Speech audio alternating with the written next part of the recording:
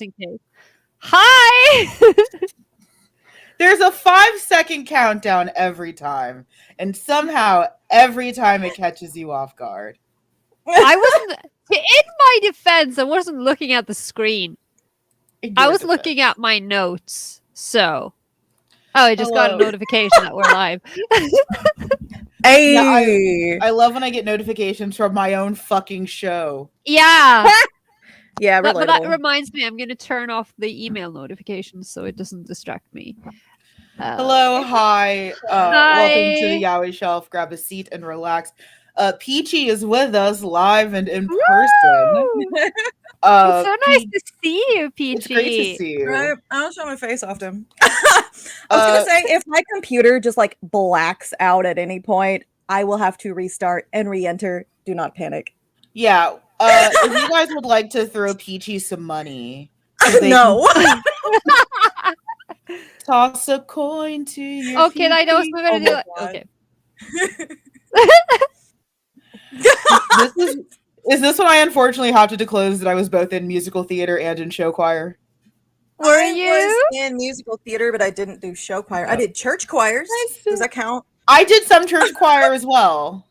I never did any of those, but I used to sing the entirety of Cats in the shower until we ran out of hot water. So, so you're gay. Okay, you're gay. Yeah, you're I'm gay. Relatable. It's funny. Suddenly I realized I'm actually musical gay. I just never knew. How did you not know? You know, I ask myself that a lot. How did you? It's so obvious to everyone else. I just realized. Let me fix. It's because Carola's from a secular nation. She can't spell church. Yeah. Oh, I can't even. Mine's like really okay. My screen is awful. I just see. I can kind of make out church. TYS. Oh, okay, cool. I see. It's actually because the letters fall out all the time, and I just didn't pay attention when I stuck them back in. So I can spell. I'm a writer. I can spell, guys. You can spell. Yes, you can. I've seen it. I've also seen it. Thank you. Waiting for Carola to read my work, but it's fine. Awkward pause. I am also waiting for me to read your work. Carola's also waiting for an opening in her own schedule. Yeah, if someone could give me some extra time, that would be great. Relatable. How much more time do you need? So much more. Today has been insane. And I'm still trying to write, I'm still, because, I did my 50K words that are, 90% smut, but I'm still trying to write this thing.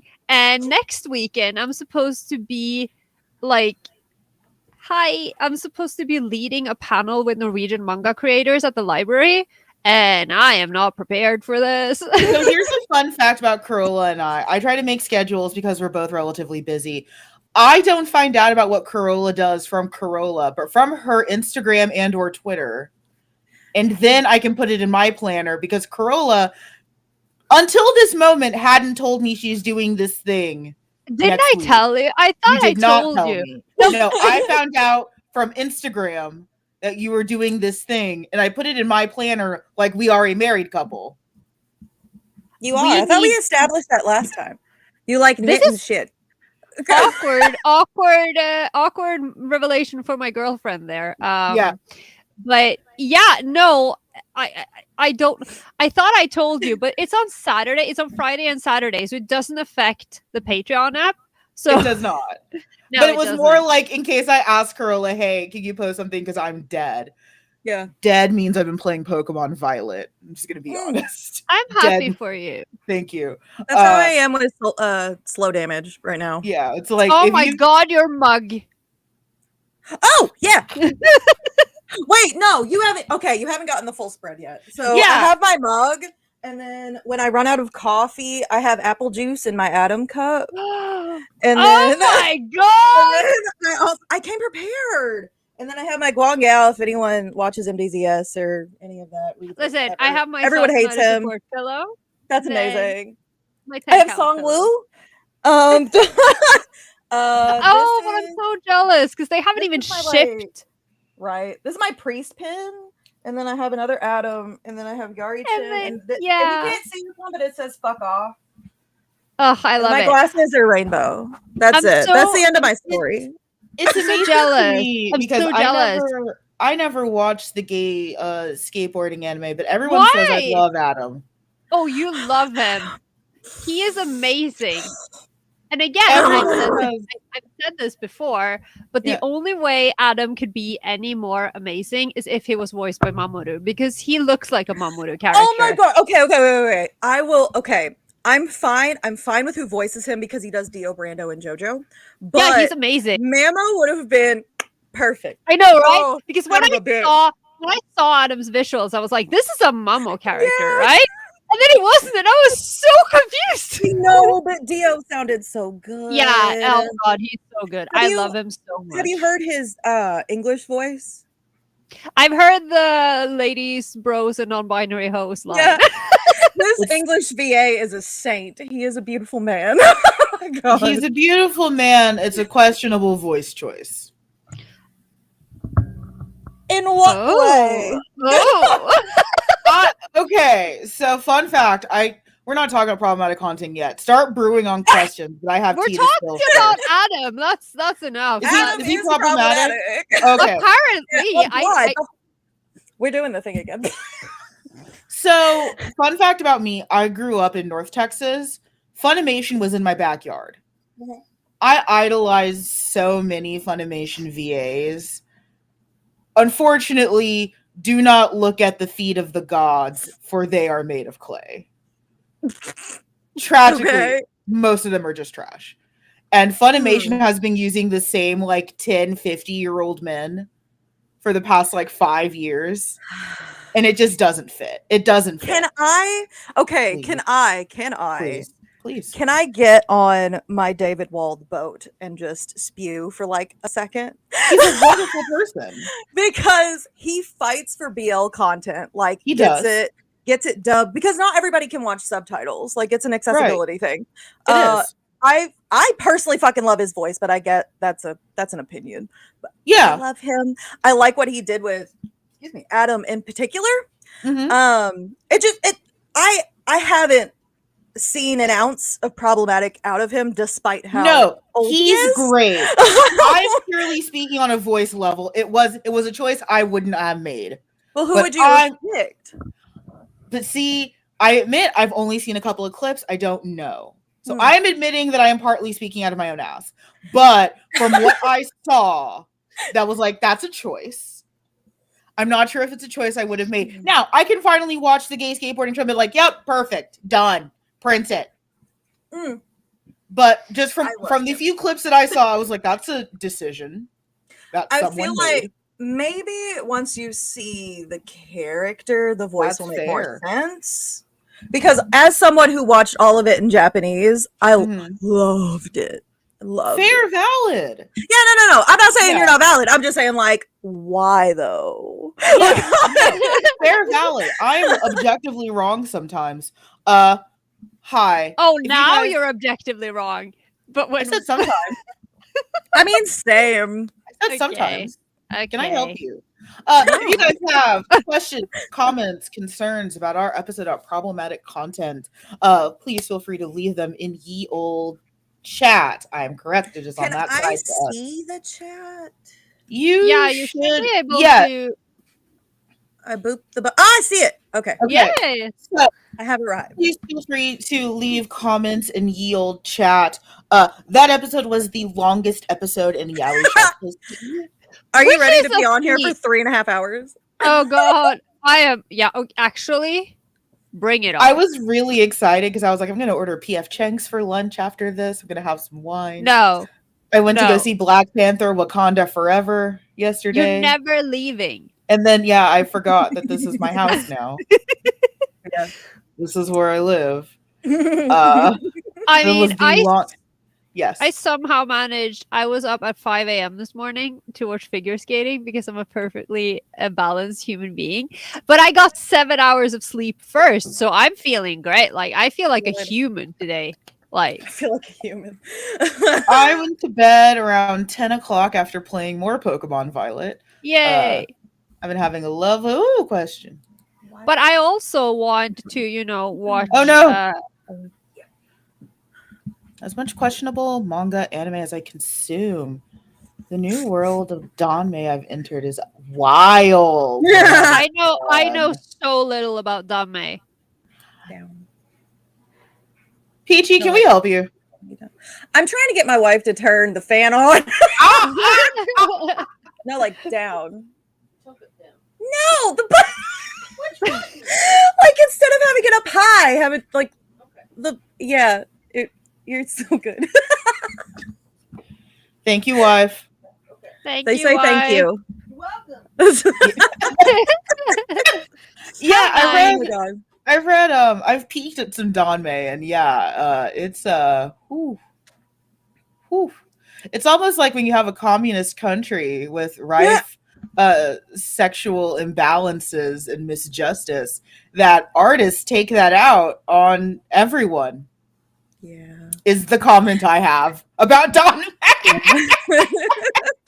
Like it's almost like when that's a problem, you get that. I know nothing. I started watching Modao Sushi like ages ago, but I can't get through it. Like, I think I need to watch it with someone, and I wonder if it is because I think in part because I've gotten spoiled. Like, I can watch Japanese stuff and like leave the room and I understand what they're saying, and I don't understand Chinese, which is throwing me off. And then also that it's the pacing is different. Like the pacing of Chinese animation and Japanese animation is very different, and I think it's taking me a while to get around to it. Mm-hmm. But I want to love it. I really want to love it. One of the things I'll say though is as someone who has read the book, listened to the audio drama, seen the live action, and the Donghua, which is the animated version. That's like the worst one to start with. Okay. It doesn't really make a lot of sense unless you've read the novel. At least in my personal opinion, it doesn't. I've been fought over this before, but I feel like the good starter is Untamed, which is the live action version. It doesn't flow in the same way as the novel, which is why I feel like some people would say don't start with it. But as someone who hasn't gotten into Chinese like stuff before, I feel like it would be a better starter. To me, it made a little bit more sense. The book is fantastic, but I also really like the audio drama. And then I would go book, audio drama, and then the animated version. Okay. Yeah, because when I think I started watching it, I think before they localized the book. So I just kind of like, I got on it because everyone was watching it and I was like, I don't understand anything. I need help. But also I think it's kind of like because I'm not super into like supernatural stuff, like the whole mythical element. So maybe that also was a part of it. But I want to love it. I want to get into all of these things with everyone. Yeah, that's fair. I was reading that comment too. Okay, I can't talk because if you can see like right there, that's Shilian from TGCF. Have an official's blessing. It's my favorite, but arguably Scum Villain is my second favorite.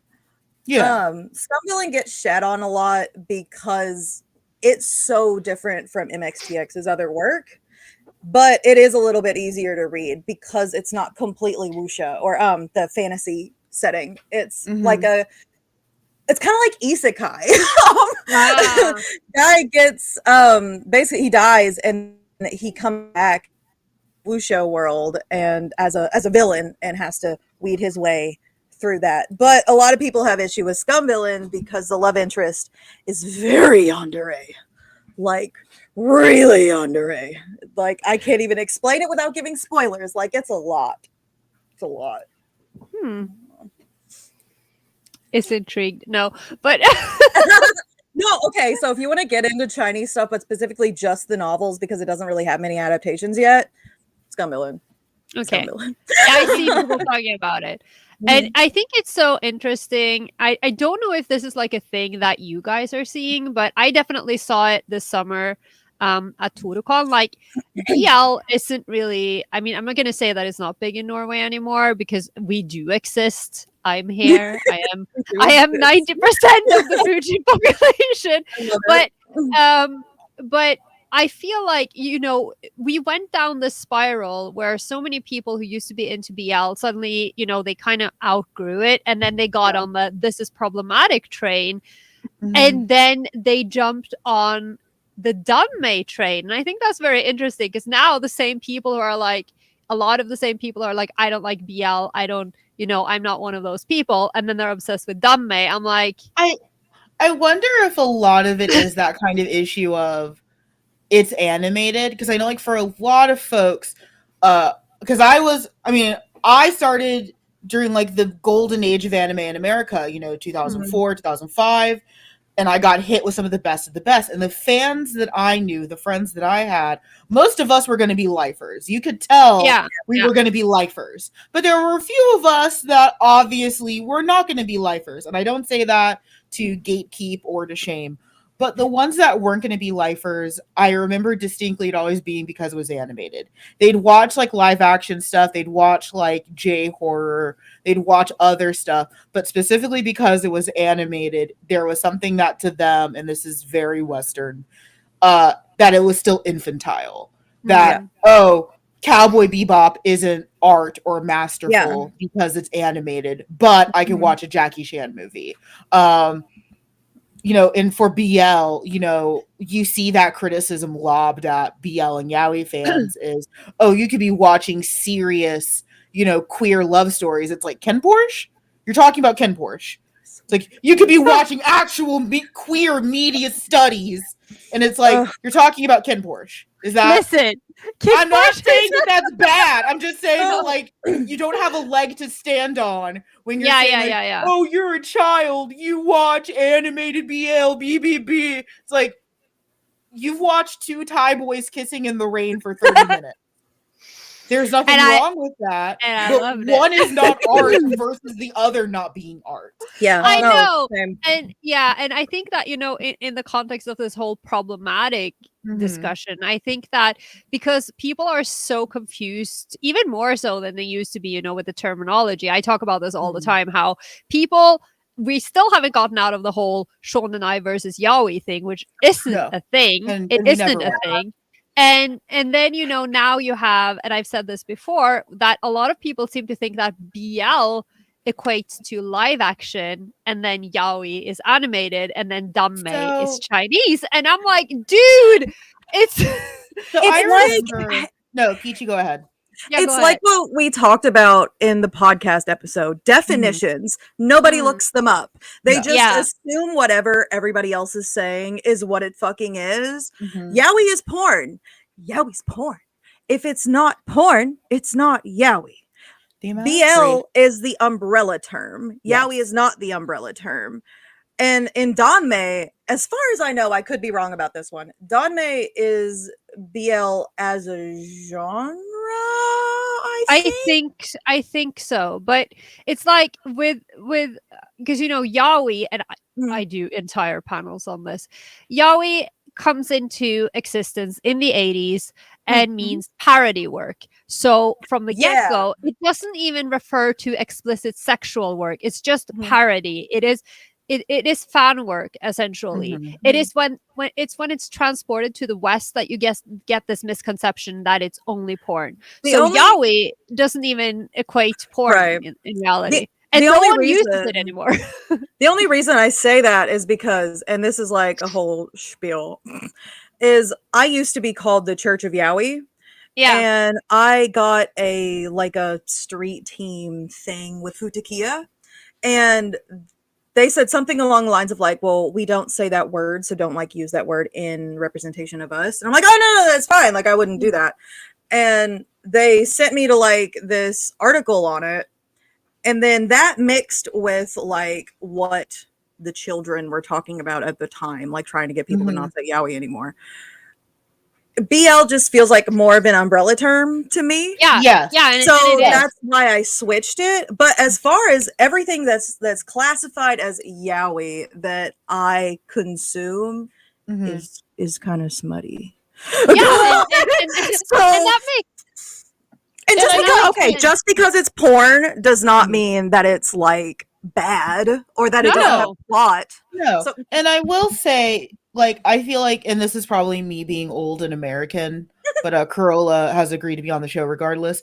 I chose the like when me and my former co-host were making the show, we chose yaoi explicitly I don't have a problem with because the word. I know this is for everyone. Yeah, carry on. Everyone Carry listening. You know, we chose yaoi explicitly because we held on to that more Americanized notion Yeah. that yaoi did mean pretty much the explicitly porn stuff. And Shona and I didn't. We did that mostly to flag to an American audience that we were an 18 plus podcast and we didn't want a bunch of children running around because And that was usually that makes sense because like I said, you know, and I also say this when I do that whole spiel at panels Mhm. that the interesting thing is that this is where you get that crossroads because Mhm. this is something that happened because of mistranslation, but it Mhm. created a new portion of the history that It applies did. to the Western fandom. So It so does. in the Western aspect, it still makes Mhm. sense. I'm just, you know, when we're talking Yeah. about strictly terminology, it's No, just and I guess in a weird way, Dawn May does almost fit the Western ideal of what yaoi is, where it's fictional relations between queer men targeted specifically at a female audience. Yeah. Which I think is fascinating and amazing. Also, that Danme means indulging beauty, which thank you to China for making it sound like it's this beautiful yeah. thing. Yeah. Rather than It's the same as in the Japanese tambi, which yes. is like decadence and eroticism and Yes. beauty. Same Rather kanji. than us over here just being like rotten and horrible and like corrupted woman. And Oh, but they are also rotten and horrible. Just they you are know, in a more in a different elegant way. way. Yeah, in a different. Yeah, I mean, we're all corrupt. It's just like one of those elaborate court scenarios. Everyone's Yeah, terrible. There's some beautiful costumes. yeah.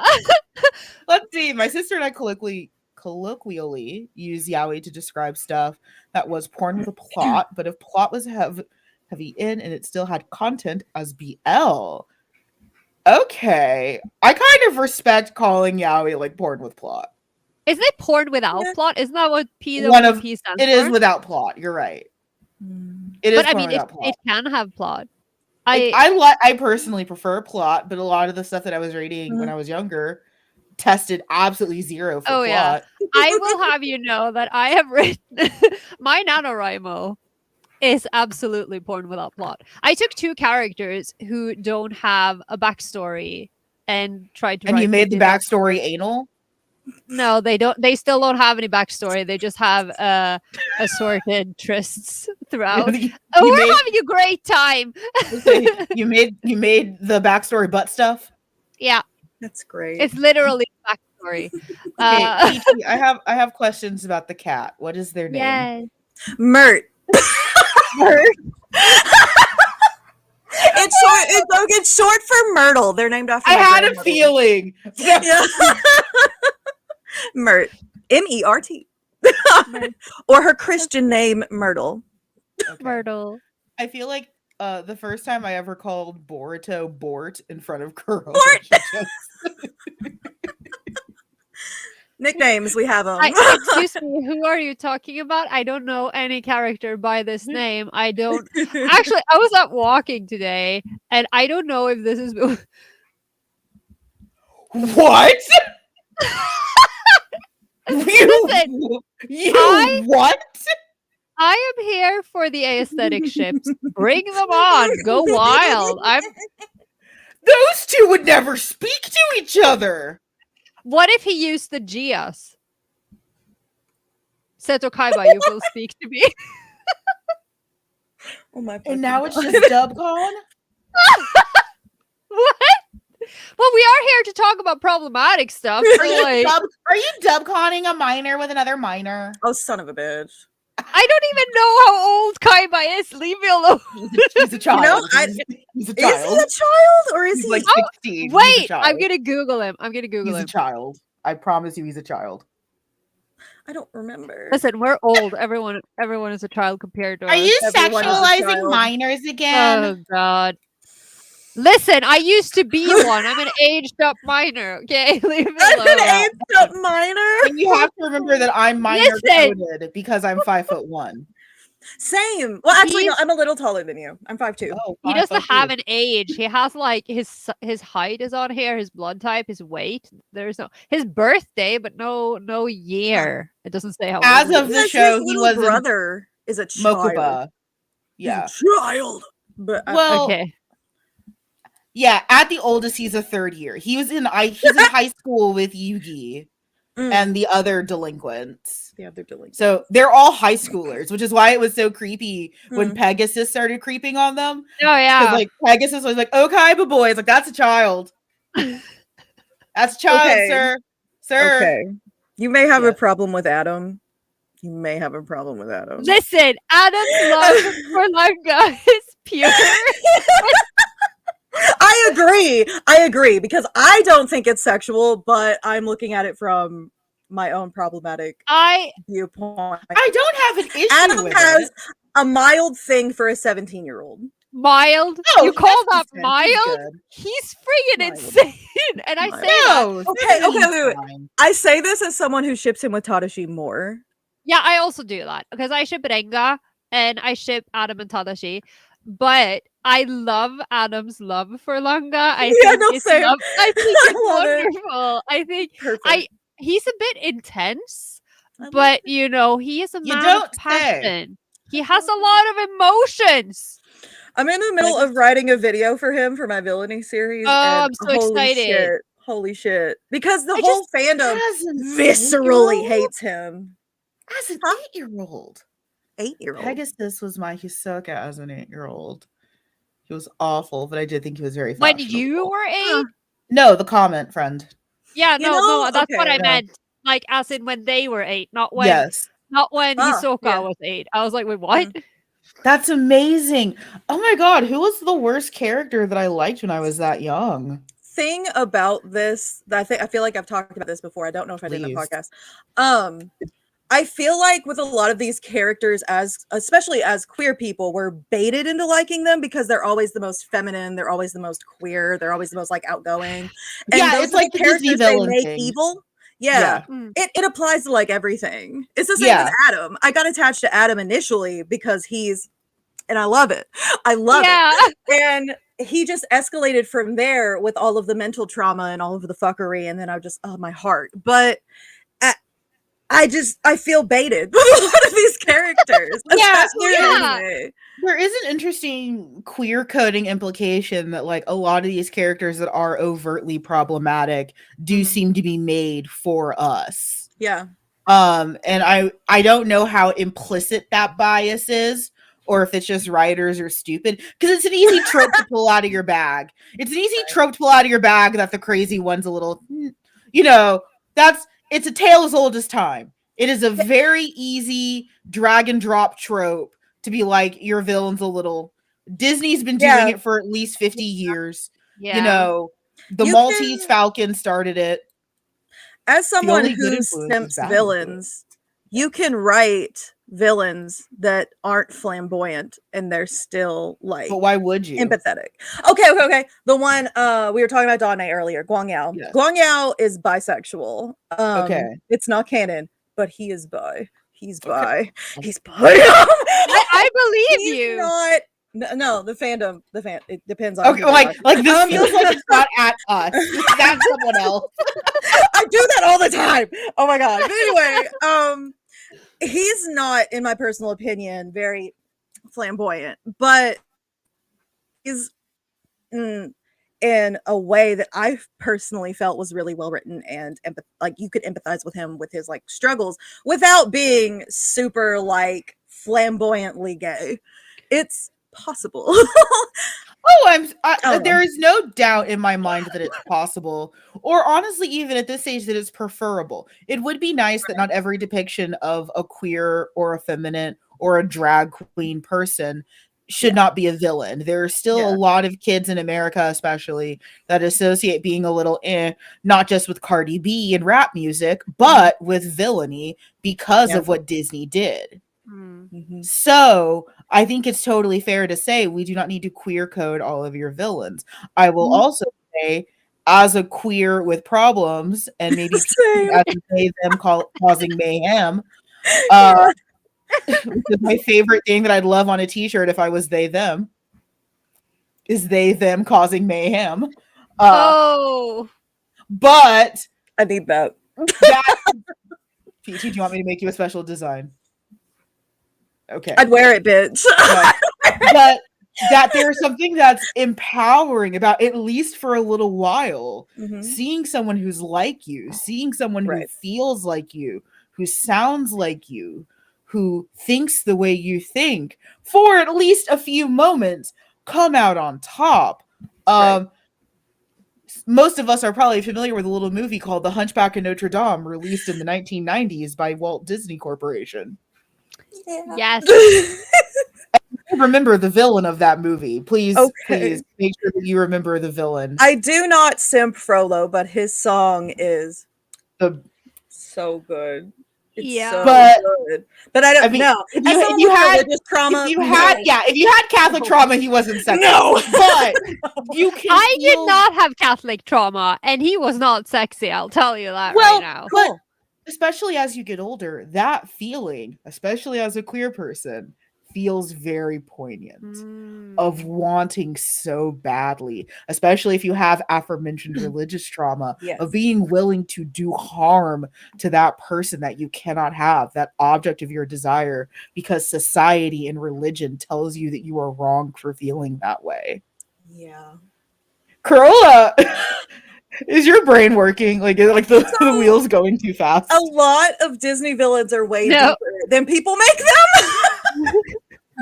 Some of them are. Like, you're not going to find any sense in a Governor Radcliffe from Pocahontas. No. He's just a gay man. Yeah. That's just a gay man. What do you mean he doesn't have any depth? I don't understand what you're talking about. What is his depth then? Please, I don't elaborate. Elaborate. Please. I don't know. You know, I haven't been the same since I watched that film. I think I can't remember how many years ago, when I realized that Percy the dog looks like Levi from Shingeki no Kyojin, and I can't unsee it now. I hate you. I made a side by side, and it's terrifying. Yes. So what I'm hearing is the reason I'm the way I am is because of the blood complex. Yes. I am the way that I am because I looked at Prince Vegeta from Dragon Ball and Dragon Ball Z and was like, he sounds like he has some good ideas. I do a whole panel on this entire concept. He sounds like he has some great ideas. Let's listen to him. I forgot I had jiggle physics in this chair. It's fucking relatable. God damn it. I forgot in this chair I have jiggle physics. My life is so hard. We're doing great. This is going really well. I also have on my laptop one of the dumbest but best things I bought while I was in Japan. It's a Morse key. Oh, what? A what? Morse code from a gachapon, and it's fully functional. That's amazing. I'm so glad you spent your money well while you were there. I don't know what you're saying, but I love it. I'm telling Carola to fuck off. I'm telling Carola to fuck off. I won't. Not yet. So this is what I spent my money on in Japan. It's great. That's the shit that I'm gonna do. It's okay. Yeah. But yeah, like there's something. Yes, me talking about committed mass acts of terror. But they got better. They got so much better. Fictional terror, and they got better. Like, honestly, what more do you want in a character? There's redemption no better arc for real. I don't know if really Vegeta had a redemption arc as much as he just got pussy whipped. Oh my god.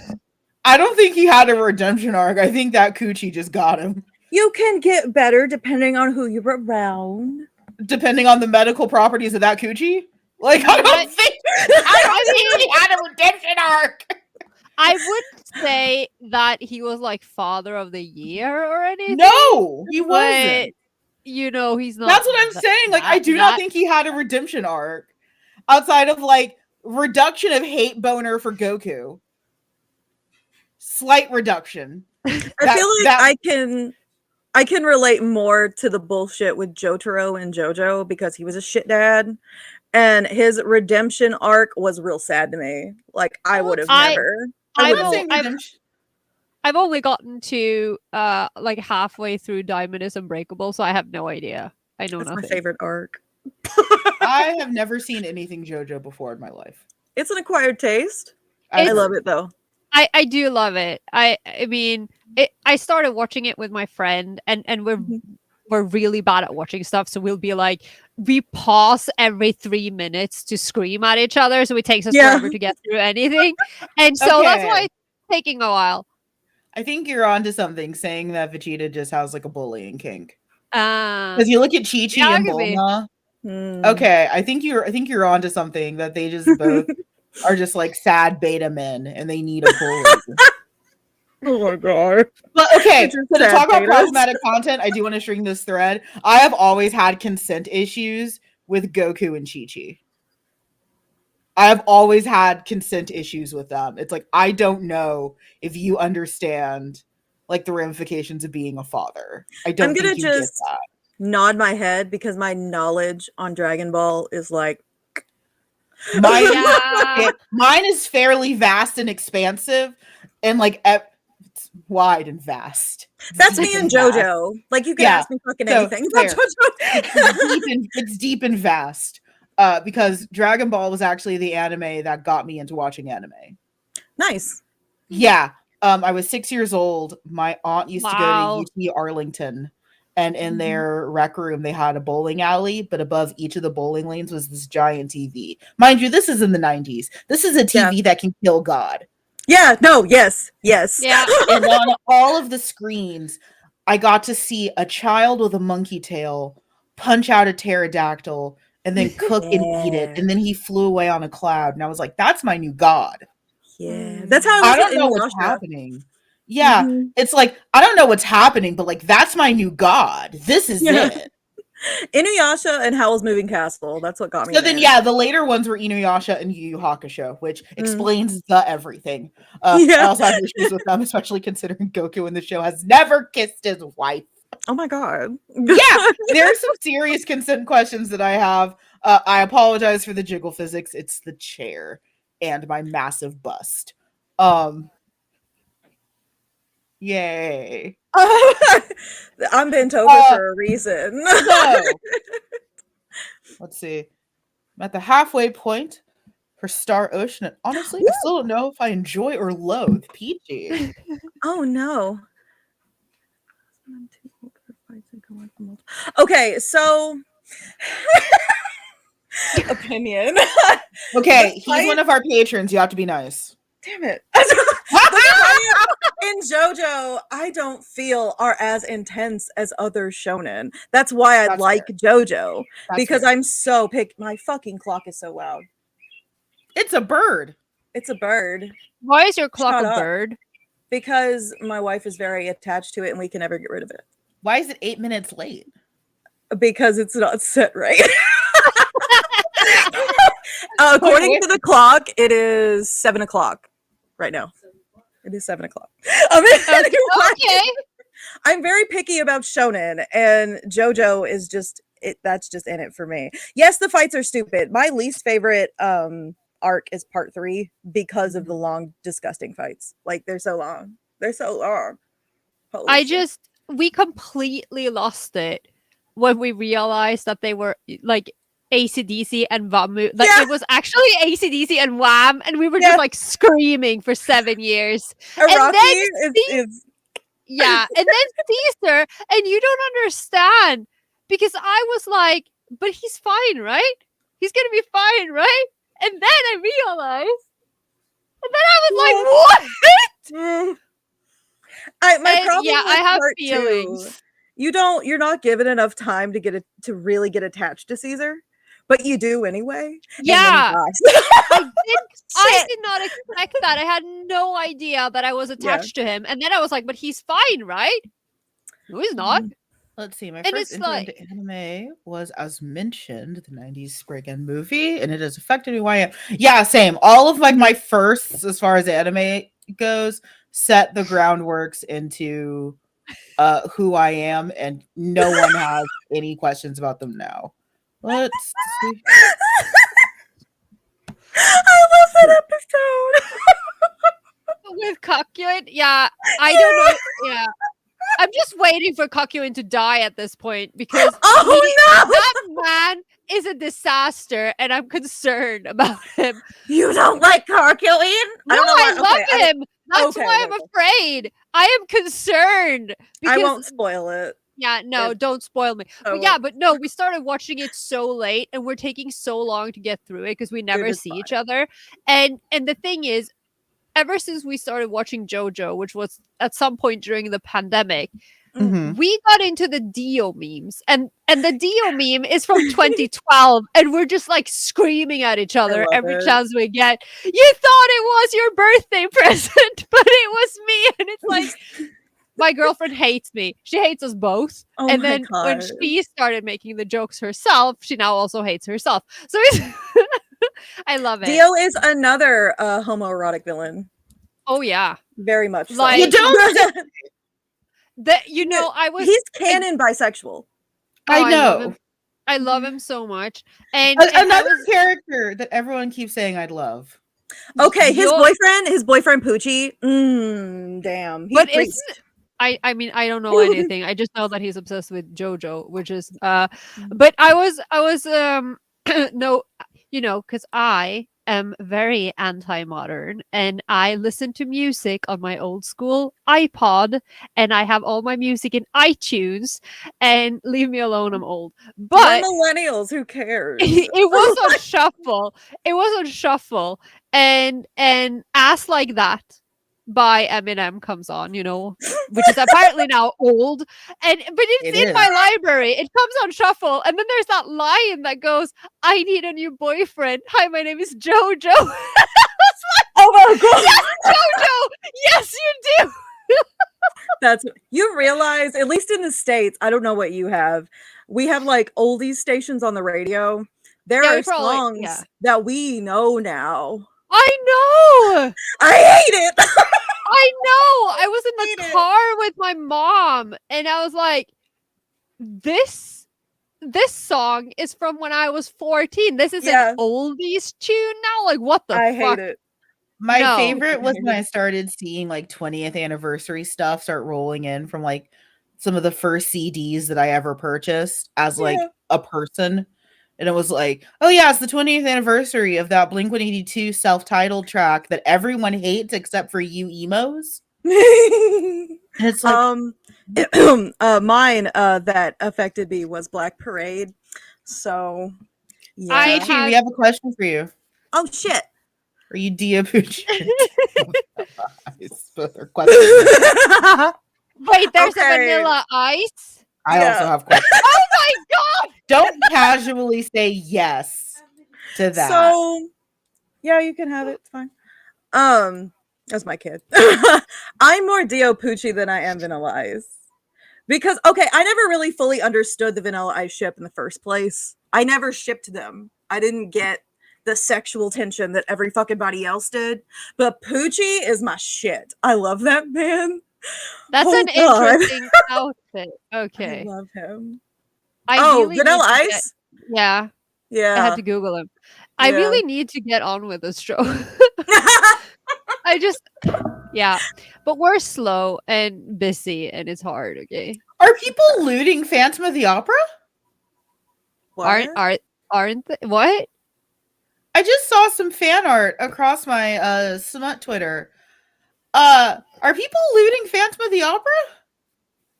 I guess. I've never seen this before. I'm horrified. Christina's a minor. I've spent I've spent all day watching Yoshki's birthday live stream, and back in the early 90s, X Japan used to have, like, in their old lives, they have these corners that are called like Hida no Heya, Heath no Heya, and in Heath no Heya, Heath would play the Phantom of the Opera on his bass, so he would do it as a bass solo, and he would be like in this cage, and he would wear this sexy outfit. So I think I've been looting Phantom of the Opera for a very long time. Okay, so I call musical theater nonsense. We all know that Eric is an incel. I mean, I've seen the film once. I am a horrible. The book is so much better. You aren't the book in is the so fandom. good. You aren't a No. Phantom fandom. Leave me alone. No, I There- will not. You chose Cats over Phantom. Yes, I chose Cats. I mean, you And might Cats- hate me too, because I like the book more than the musical. I haven't even read the book. So good. Fine. Today in problematic content. Yeah, today Right. that content. Amanda likes Phantom of the Opera, probably. So I had a moment, and this is. I can't say it because it's a spoiler, and I just realized that. Never mind. I shut my mouth. Also, no. when were any of you going to tell me that my hero's just X-Men? Well, you haven't thought about that before? It's not as No, because like, I've only wanted to fuck the villains, Carola. I don't feel like it's as dark as X-Men. But granted, I'm only up to like season 3, so I mean, it feels like X-Men. It's kind just of. X-Men. I mean, yeah, I yes and love no. X-Men personally. No, I love X-Men too. That's why I'm like, when was anyone going to tell me this was just fucking X-Men? I don't know. I thought you knew. Like, I is did it my know. is it my responsibility to just? Oh Well, no. Jesus! Because all you care about is Tamaki. So no, it's not your responsibility. Yeah, Phantom of Listen. the Opera was always kind of looty. yeah. I have seen every possible DVD of the musical in English, and sometimes Eric Sass is okay, fine. Yes, sometimes he is a gay sassy man. So I never read Eric as very sexual, which is why like he is so overtly like flirty, Mhm. because he, in a lot of ways, he kind of reminded me of my other friends who the word now is incel, but like they basically they were incels. Where it's like, I don't know why women don't like me. I like all the things that women like. Why do women know sex? And it's like, because you have the personality of a thumbtack and you don't know what a shower is. That's why you should read the book. It is! It's just X-Men! When was someone gonna tell me it's just fucking X-Men? I swear to God. Are you okay? No! Is the No. point of this episode that we're problematic because we don't understand like that Hero Academia is X-Men? Yes, that's the point of the episode. I was upset because I was thinking about it like late one night and I was like, oh, it's just Oh. X-Men. So you were thinking about Hero Academia late one night? That's problematic. Oh no. They're minors, Yeah, Amanda. minors. I was thinking about Dobby riding Overhaul's dick. I wasn't thinking about any of the children. Ooh. You know good and damn well. I'm Well, thinking of none of those children. That's also a problem. You're I'm supposed to thinking- think of the I'm children, thinking apparently. about Overhaul eating out trans Dobby. Fuck off. I haven't thought about a single one of those children ever. I mean, I haven't either because my favorite's Tomura. So like, Peachie, don't you agree with me? You're a little bit in the visual K sphere. You know who people are. Don't you agree that Hyde would make a great Shigaraki Tomura? You Yeah, are exactly. liars. I have a friend that's like legitimately close with him. Anytime he comes to the US, they hang out and get drunk. Hyde? He comes Like to a Googling. town near me. He comes to a town near me. It's Lexington, Kentucky. He comes here like once a year. Listen, And I'm coming. my friend- He is yeah, one no, degree please of do. separation from G.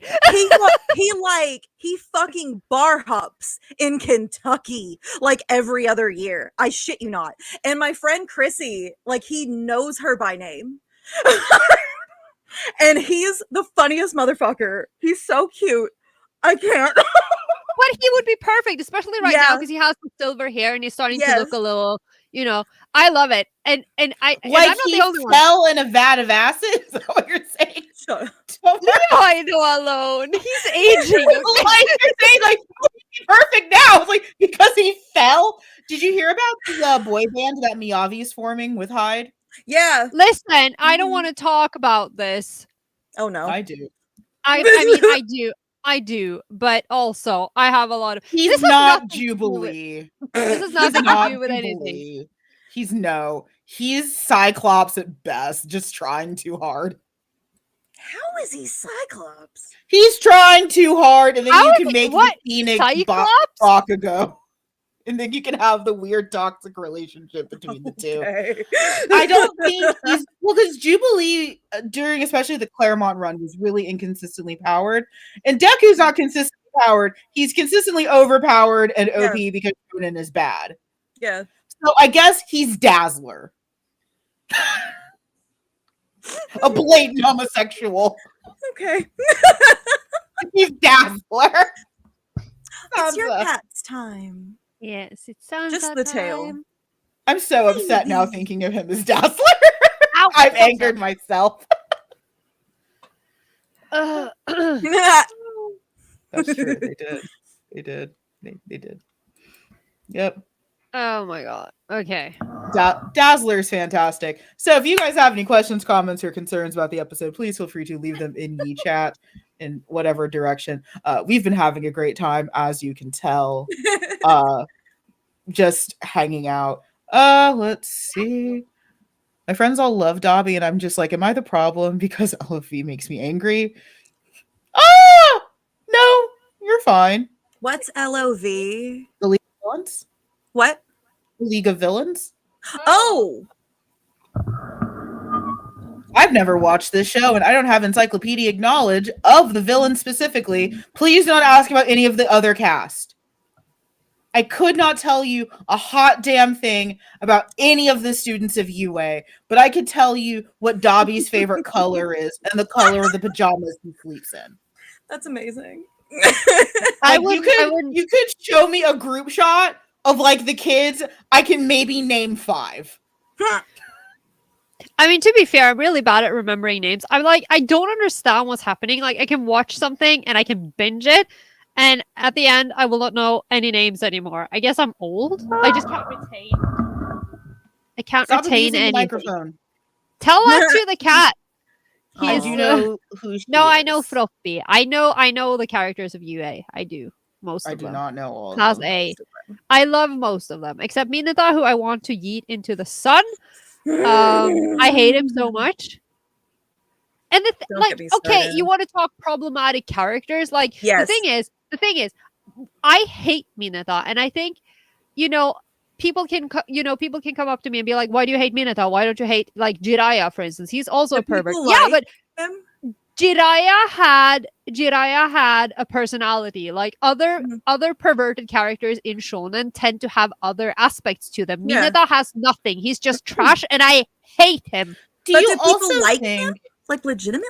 I No. think so. I think some people, at least there are people who don't hate him, sure? Huh. and I'm like, what?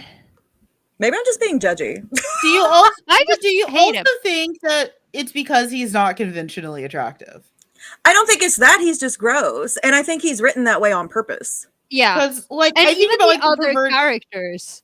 Because like I think of like because my bread and butter through most of my like male figuring out were the pervert characters, were like Moroku, same. Sanji was Mhm. well not really Raya, but more like Kakashi Sensei. Like that was my bread and butter. Even Roy Mustang a lot of the time ended up falling into that like heavy pervert category. Really? And the mini skirt plan. Okay, fine. Yeah, I just, it's been a while. I'm in Brotherhood, so I don't The know whole anything. ass mini skirt army, which I was a member of. Of course. Until you realize that it is very problematic to leave your teenage daughter out in a miniskirt with a bunch of voice actors in their 30s. Oh. If I was a voice actor in my 30s, I wouldn't care about real life humans in miniskirts, I'll tell you that. Okay, well, you are also a deviant, so fair and valid. I mean, he's awful. Yes, I've heard, but yeah, I and it's just he also doesn't don't care have enough. there's like literally nothing else to him, and he's just like, And I will be apologetic to a lot of characters, obviously, or else we wouldn't be here having this conversation. But it's like he just doesn't have any substance. And all the other characters have had some sort of character growth, and he does nothing. He just talks about perverted stuff and tries to peep on the girls. And then there was that one episode where they punched him in the face, which was glorious, and I love that. Okay. Beautiful. I would like to present a task. Okay. Who is the character that you are most apologetic for? Oh. I'd like to keep it in the BL range, but All some right, okay. variation. The BL range? When you say apologetic, okay, because some of them I'm really apologetic, but some fandoms are worse than others. Yes. So I don't know. Just who is the character that you are most willing to go to bat for? Like everyone hates him, but you are willing, you are ride or die for this man. Probably Mink from Dramatical Murder, because I could write a fucking thesis on that man. Like, holy shit. I really, you should, and because you did a really good piece on him for the I love that character. Oh, thank you. Because I don't like Mink, but you made me think about why I don't like Mink. Why though? Like when you went into that game, what made you dislike him? I think there are two things. I mean, first, let's just straight up. He isn't like just visually speaking, he's not my type. He's too big and bulky for me. So like that's valid. So he would automatically be my least favorite, just visually speaking. And then there was that scene. I think it is because of that. I think it's because of what? They think of Mink. I love him, and I'm like, I see you. I think it's because of that scene. And granted, it has been so many years since I played this route, and maybe I have different opinions if I play it again. But when he's in the club with Aoba and Aoba gets high, essentially, and like that whole thing felt so, it made me so uncomfortable. And I think, but it's funny because I will say this, and I wrote this in my notes when I was preparing, because when I was listening to you talk, I had to go a couple of rounds with myself because what the hell?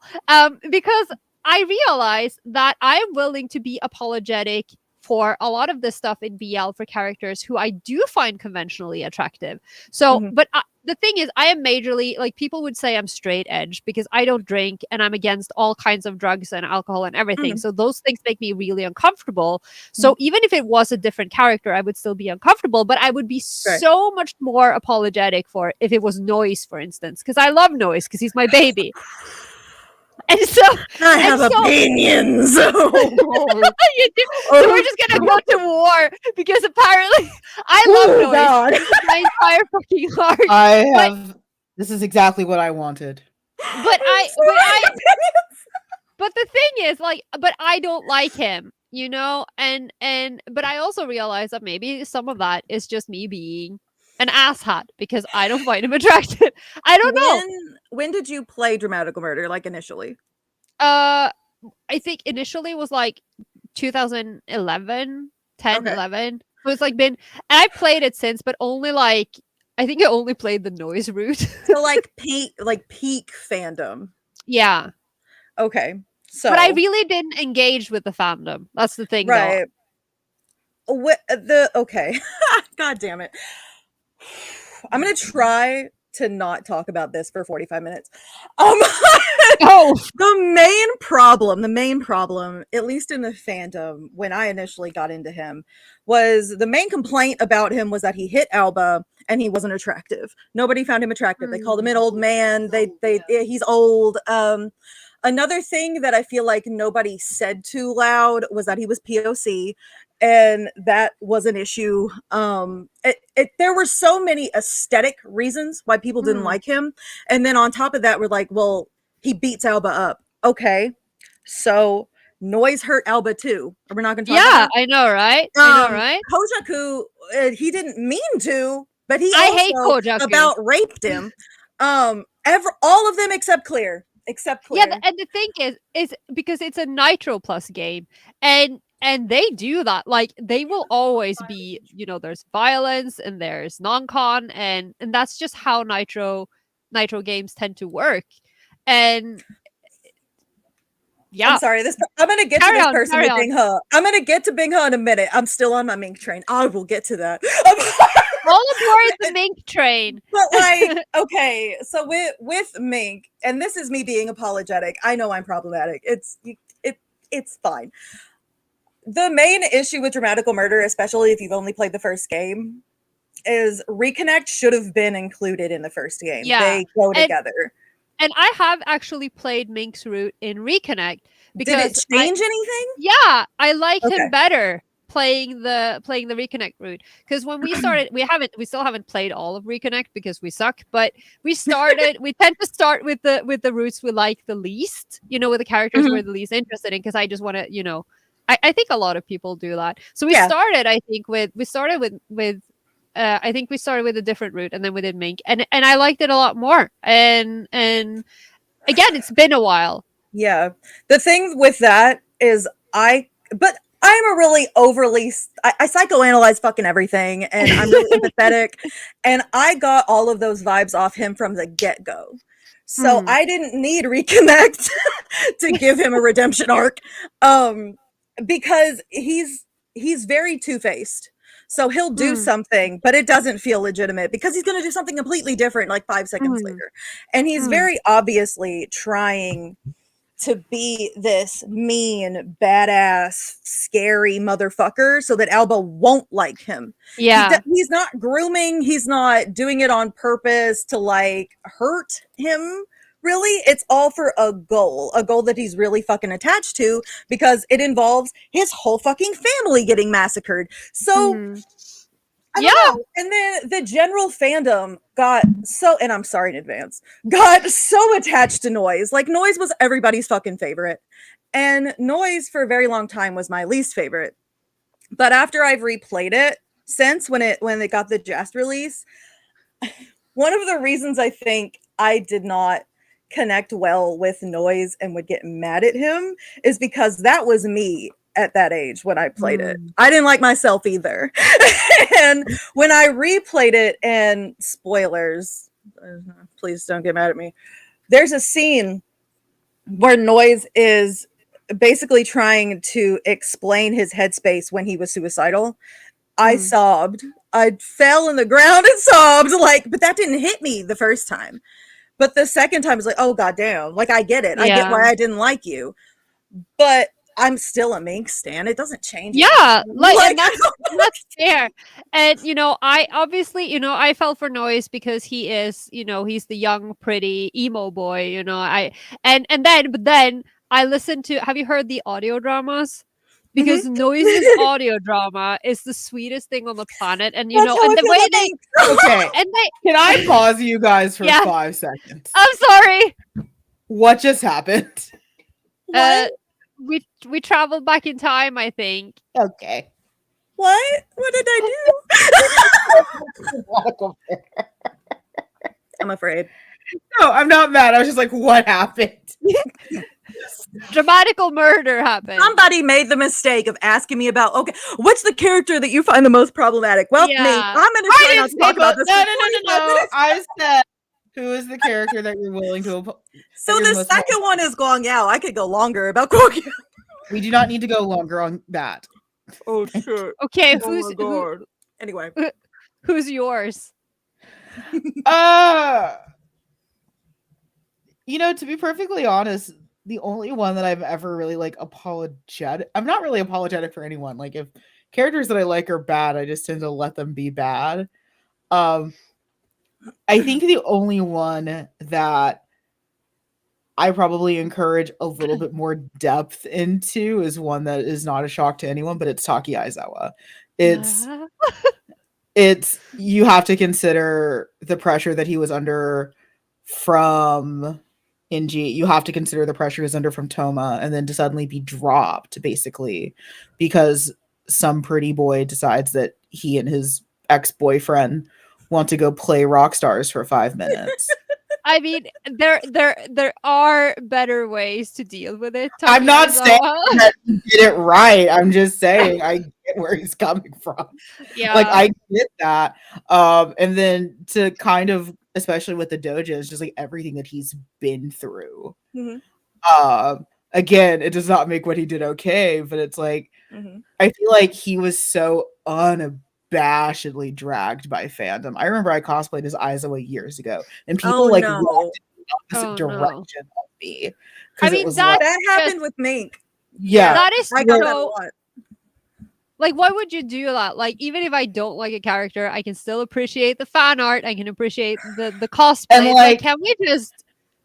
And like that was weird because, like, that was just weird to me. And it's like, okay, whatever, fine. But it's like, it hurt me really bad because that was the first character I really took with Mink that I took really fucking seriously to the point that I wanted to cosplay him because I self-inserted with him so hard. And then my first con that I wore him to, it was like there was a fan art of him in a keyhole sweater, and I made it.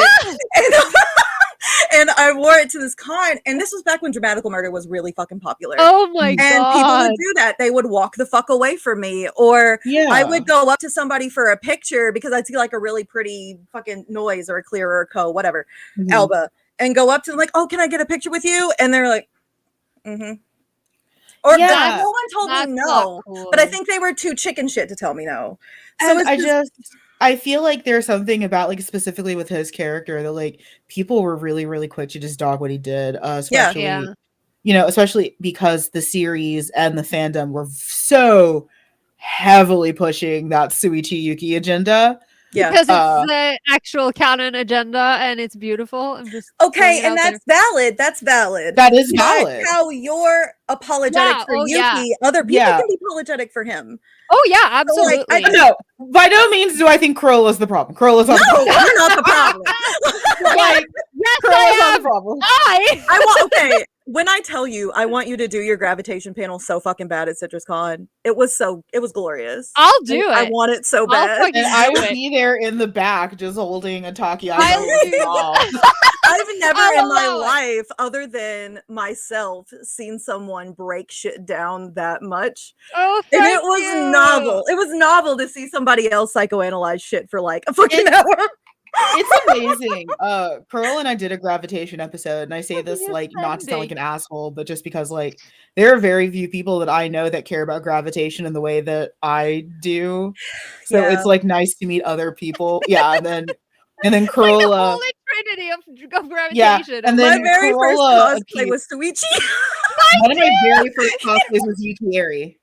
I love it. Oh my god! One of my first cosplays was Aerie. Actually, my first time crosplaying is a character that will shock people now, but was a no shock years ago. But it was Yuri Shibuya from Kyokan Mao. Right. You told me that. That was my first time crosplaying. I'm being attacked, so you know. Oh no! It's fine. I don't know where mine went. They're probably laying down. Mert! You know, I get that reaction every goddamn time. Like, oh, what's your name? Mert. It's like you just never imagine. It's like a sound. It's like it is like it's not a name. It's like a guttural noise. You know what I call her when I'm like being affectionate? Murdy? No. Well, we say that too. It has nothing to do with anything. Princess Bing Bing. Princess Bing Bing. That's cute. Yeah, it has nothing to do with anything. Oh, it's okay. We call when Sansa's being very like well behaved and like very very balanced. We call him Ludwig. Oh, doesn't have anything to do with anything. Where did he get a German name? What? Because he get a German name. Because it's this farcical play that they always show on New Year's here, and there's a line that is like Ludwig is currently in a very harmonious phase. So whenever Sansa is being very harmonic, we're like, okay. Ludwig. I also don't get to talk too much shit about cats because my aunt and I named one of her cats Skimbleshanks. Skimbleshanks. That's perfect and beautiful, and I approve. I'll be sure to let her know. Yes. People also don't get Sansa, so they'll be like, either like Game they'll of think, Thrones. Yeah, like either it'll be like Game of Thrones. I'm like, I've never read or watched Game of Thrones, and sounds older than the TV show. Or they'll think his name is Salsa, like the sauce. Perfect. He's a zesty boy. This Yeah. has nothing to do with what we're talking about. No, except problematic because he's fucking You're good. problematic. No. The thing that Jamie said about I don't tend to play alternate routes in visual novels because my weird brain thinks that I'm being unfaithful. I fucking Oh, get mood. Yeah. I'm like that Yeah. in Dragon Age. I'm really attached to Dorian, like really attached, like holy shit It's attached. like I'm cheating What? on my spouse. I can't And do I've this. tried. I've You- tried to play other routes. I can't do it. But I understand, and this is why I like to go with the routes that I think I like the least first, because I want to have my favorites in Mhm. mind.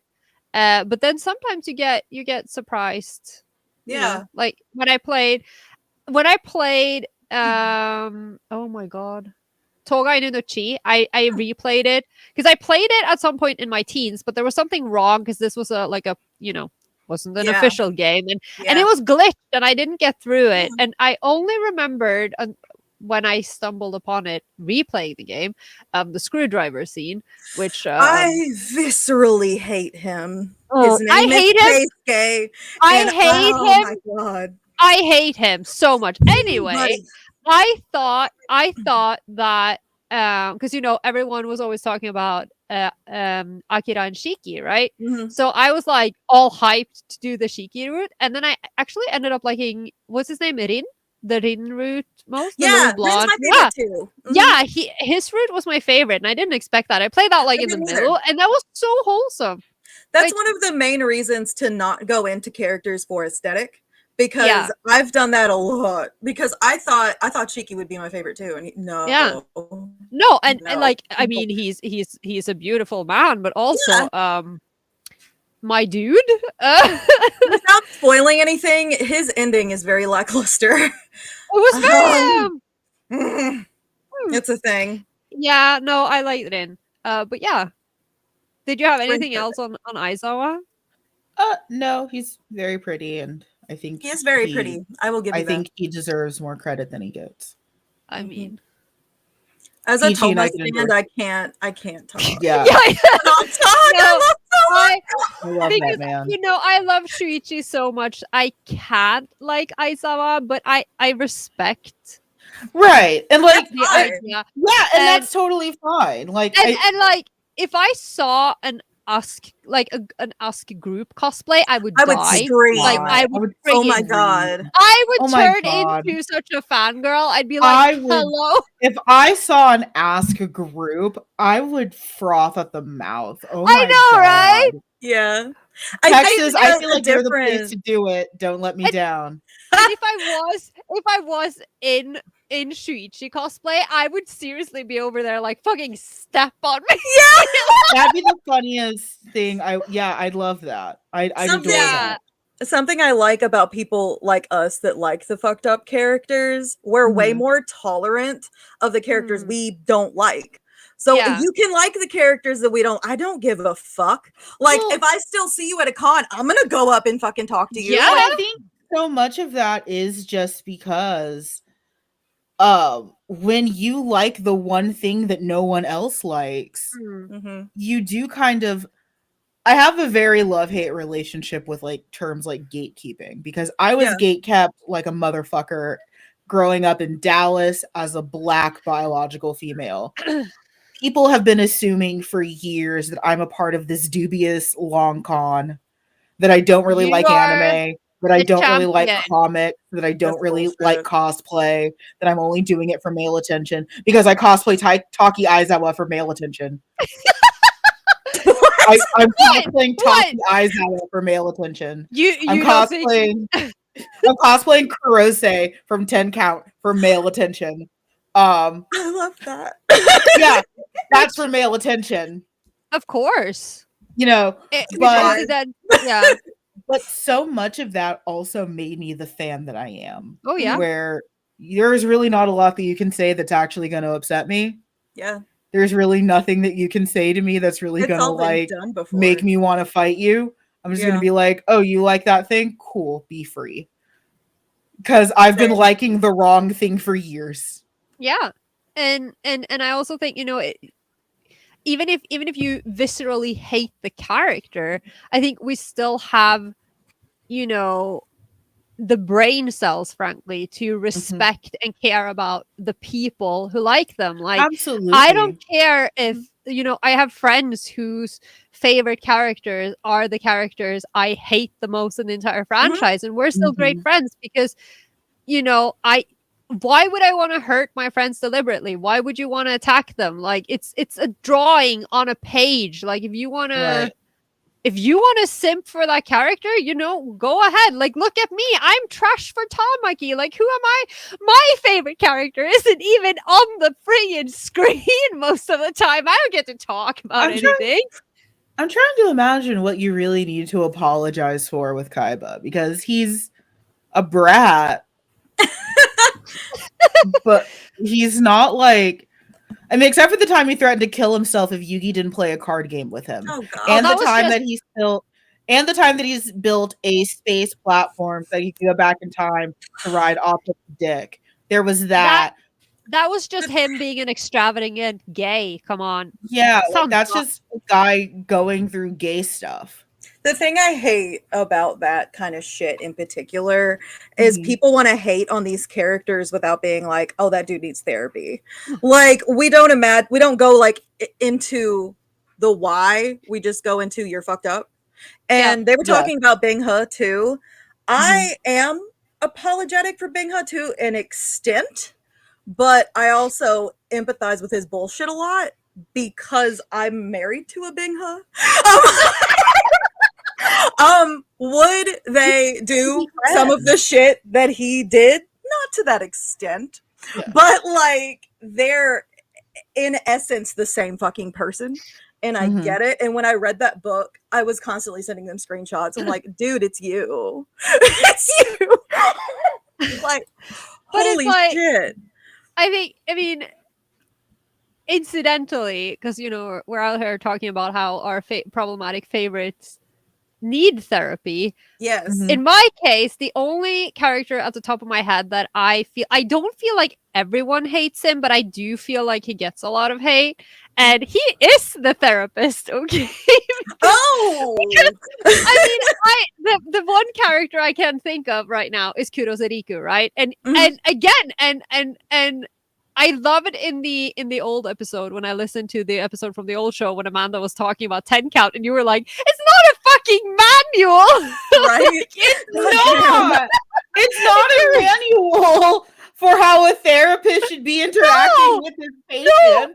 And it's like, if Kudosa was my therapist, I would be out of there so quickly. I would be calling the cops.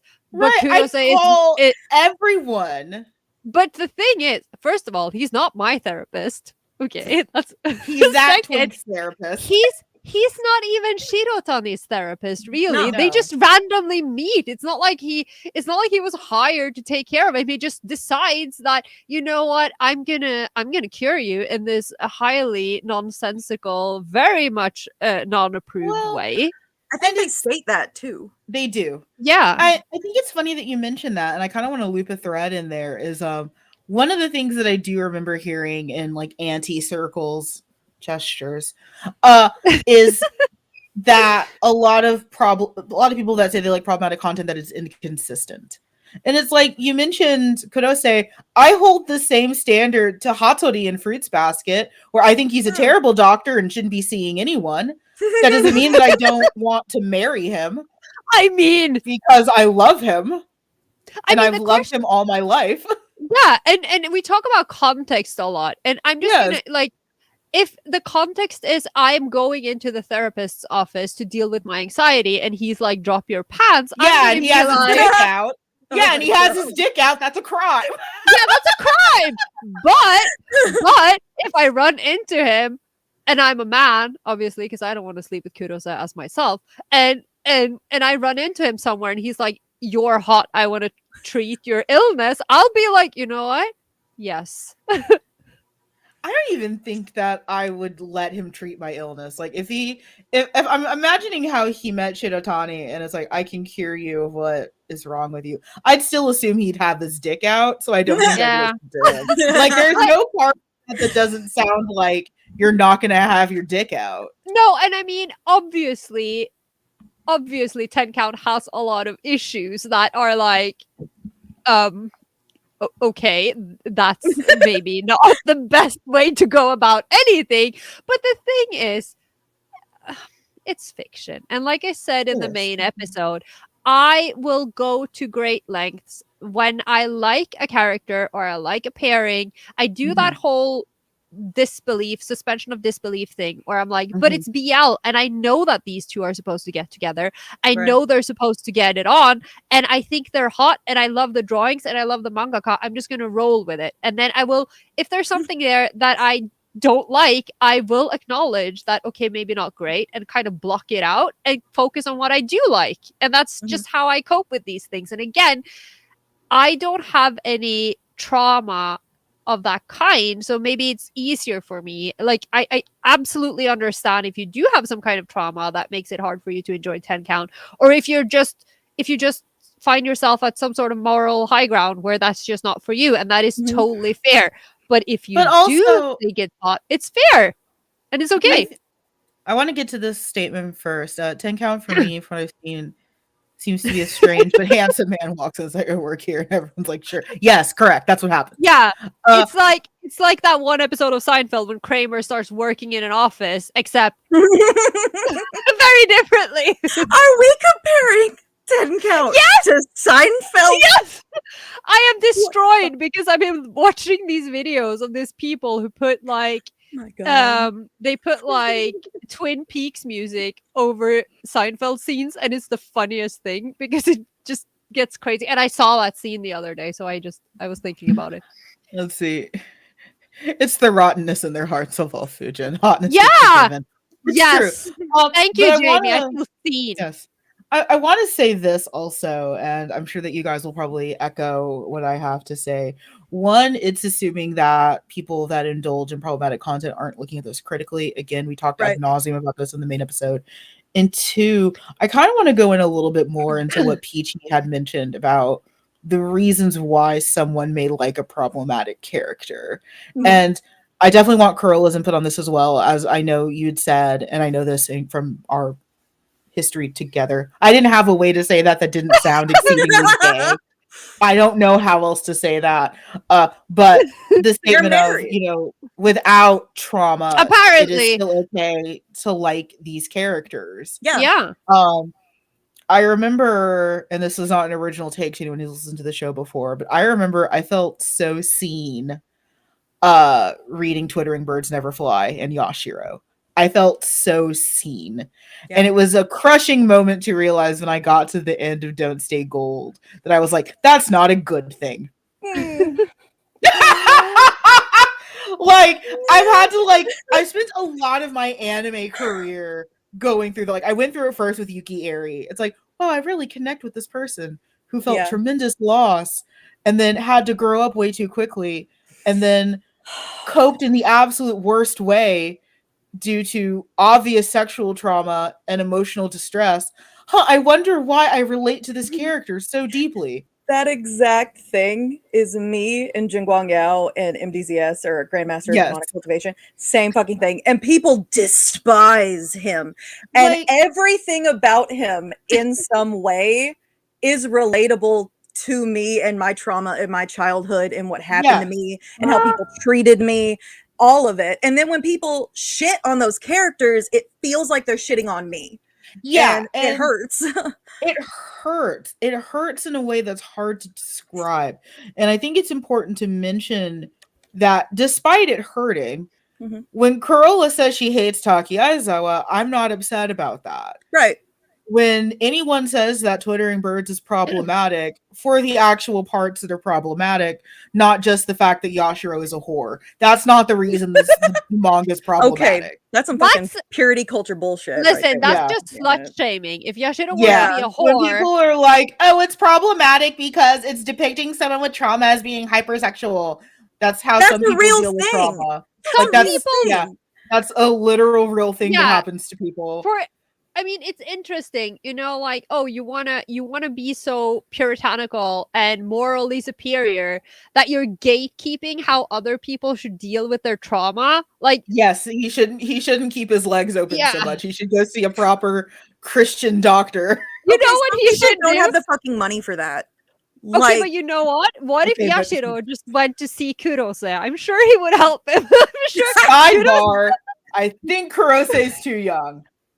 it's okay. Kurose will help you for free. Are He's- we aging him up? Are we aging up Oh my Kurose to make this God. okay? I mean, he's already out there wilding. Like, I mean, wilding? He is wild. He's wildin'. He do be wildin'.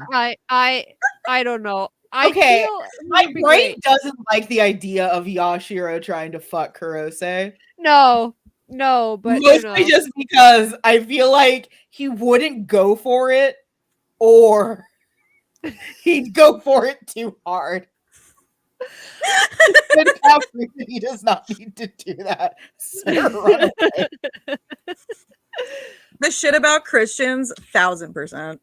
I don't Yeah. like bashing Christianity, but also I'm not going to discredit what you're saying. Like, listen, everyone's entitled to their faith, and if that helps Yes. you, sure. But also, as a But secular person, yeah, there is no No. part of the Bible where Jesus said to do any of the things that are going on right now. He was I've a hippie read it and in- was friends with hookers. Yeah. Like, come on. Speaking of problematic content, there was during the 90s and the 2000s, there was an Easter program that came on NBC. It was NBC and ABC. It was an Easter program that came on, and it was meant to be like, basically the last days of Jesus up into oh the yeah, that crucifixion. one. Yeah, Oh, like this the came on. sign to the This cross? came on. Yes. And Hmm. I will never forget the part where it gets to Jesus being tempted in the desert and Satan rolls up in a sports car. Like he's driving a sports car in the desert. It sounds During- like it's Crowley. It's like Crowley from He does. Ghost. Yes! He looks like that too. He steps out, he's in a suit, he's in a black Fucking and red David Tennant. suit. There's like Blasting Queen. he's just gorgeous. And he looks at Jesus, he's like, you could have all of this. And it's like more sports cars. Because Jesus would know what to do with a fucking sports car in the Right. desert with camels and shit. He'd know what to do with a sports car. But it's like, you could have all of this. And I just remember looking at my mom and being like, it sounds like Satan knows what he's talking about. It's like, Yeah. why are we following the hobo? Why are we listening to that guy? Satan has multiple sports cars and nice clothes. Why are we listening to this homeless man on the ground? I mean, And again, then they let I'm me here- teach Sunday school. Wow. Yeah, I taught and I'm Sunday over here school. again, coming from a country where the kids think that we celebrate Easter because we celebrate the death of Jesus. Wow. Yay! I need some of what you're having. That sounds wonderful. I mean, that makes sense. You gotta understand that to Norwegian children, this is all very confusing. We have all of these Christian traditions that we have because they're Christian, but we don't actually believe in it. So we're like, we're taught that you celebrate Christmas because Jesus was born, and then you learn that Jesus died during Easter. Therefore, we And it's a great celebrate his party death that he's with dead. candy. Dude, half of the Christian traditions were stolen anyway. Like, Yeah, they're all pagan. that's It doesn't all- make any yeah. sense. But yeah, I Yeah, taught and we Sunday just have them. school. Weird. We just have I- them because we want more days off, which is the best thing that I ever did as a Sunday school teacher was I taught the Holy Trinity using the Egyptian god cards from Yu-Gi-Oh. That sounds amazing. That sounds blasphemic. That sounds like Great. something you would be kicked out for.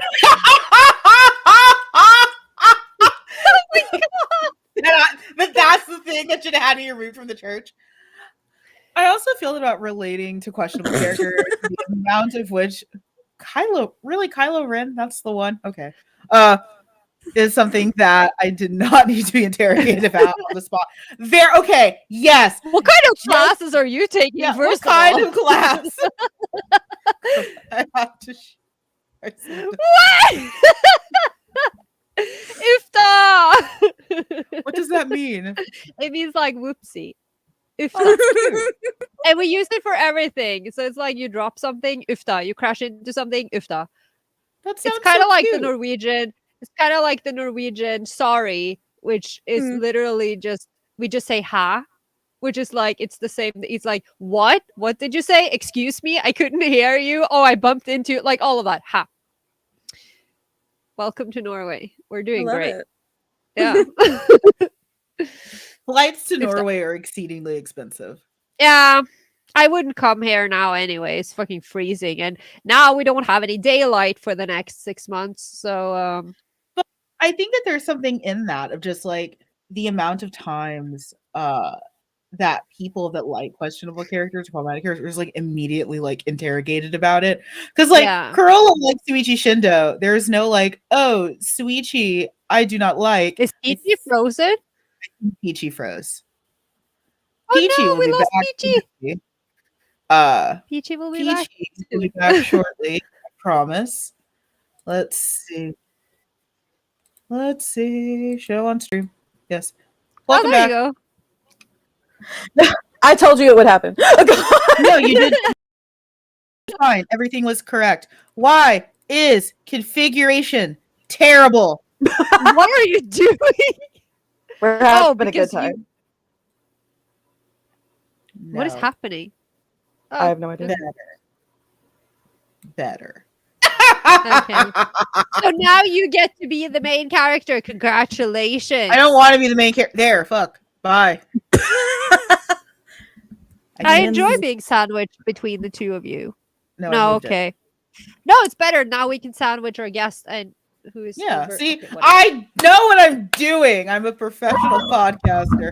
Stop abusing the believe you. microphone. I'm sorry. It's what were you saying But- about Shuichi? But like, I can acknowledge, like, oh, you know, Carola likes Suichi, but it's like, I'm not gonna go immediately interrogate. Like, well, what do you like about him? Why do you care about this character? Blah, blah, blah. Like, no, Yeah. like, you know. Well, For yes. starters, I am Shuichi, so it's kind of I have to like Yes, him, or else you're I like- don't love myself. It's not true. During the brief time that I was in the youth group, I kept annoying the group leader by asking what happened to Lot and his daughters after they left it. Wow. Is this the part where I'm supposed to go? I don't know this. So Lot was a guy, and God was like, "Fuck that guy in particular." So He turned Lot's wife into a pillar of salt. everyone's a pillar of salt in the Bible. Like, wow. No, really, just her. Okay. Destroyed the city, and then kind of like cast them out for them to just be fucked with.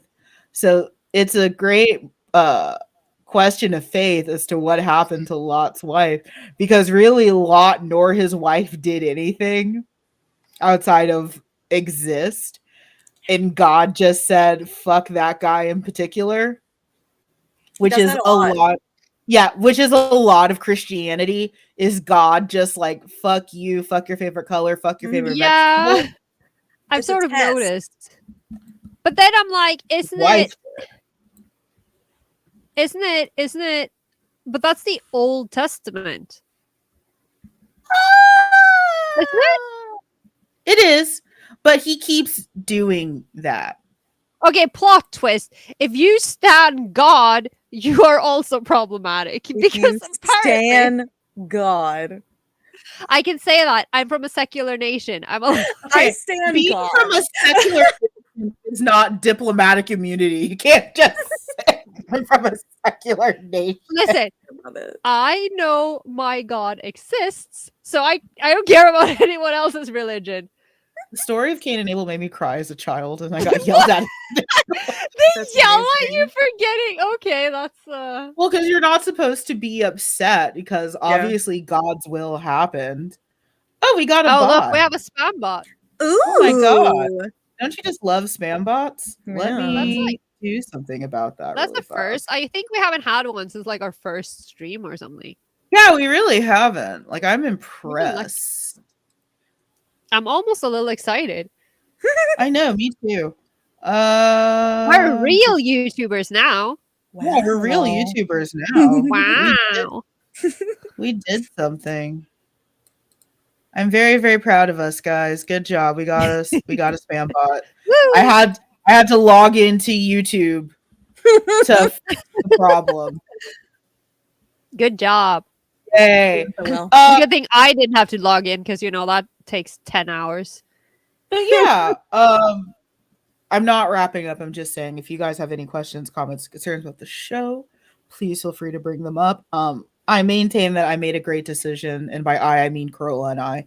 I meant the royal I in bringing Peachie on for this kind of discussion because I feel like if Carola and I had tackled it ourselves, it would just been like 2 hours of screeching. I mean, valid. About yeah, but we would just be screaming about the same characters that we screech about on a regular basis. Yeah, it would really. Now- it would be like that meme of like the woman trying to get the cat to eat vegetables, but like it's me as the cat with Taki Aizawa. Yeah. Like me, Aizawa, Toma, it's like some other characters just like now. Yeah. When I got ready for this shit, I wrote incredibly too many notes, and now I feel the need to use them for something. So I'm probably just gonna make a video on this because I researched way too much.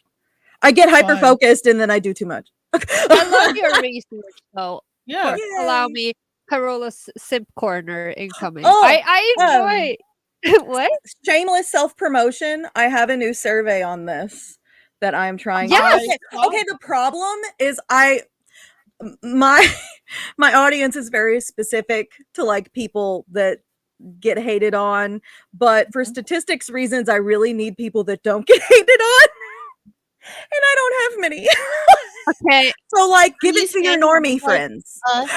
Popular, influential BL content creators to kill me.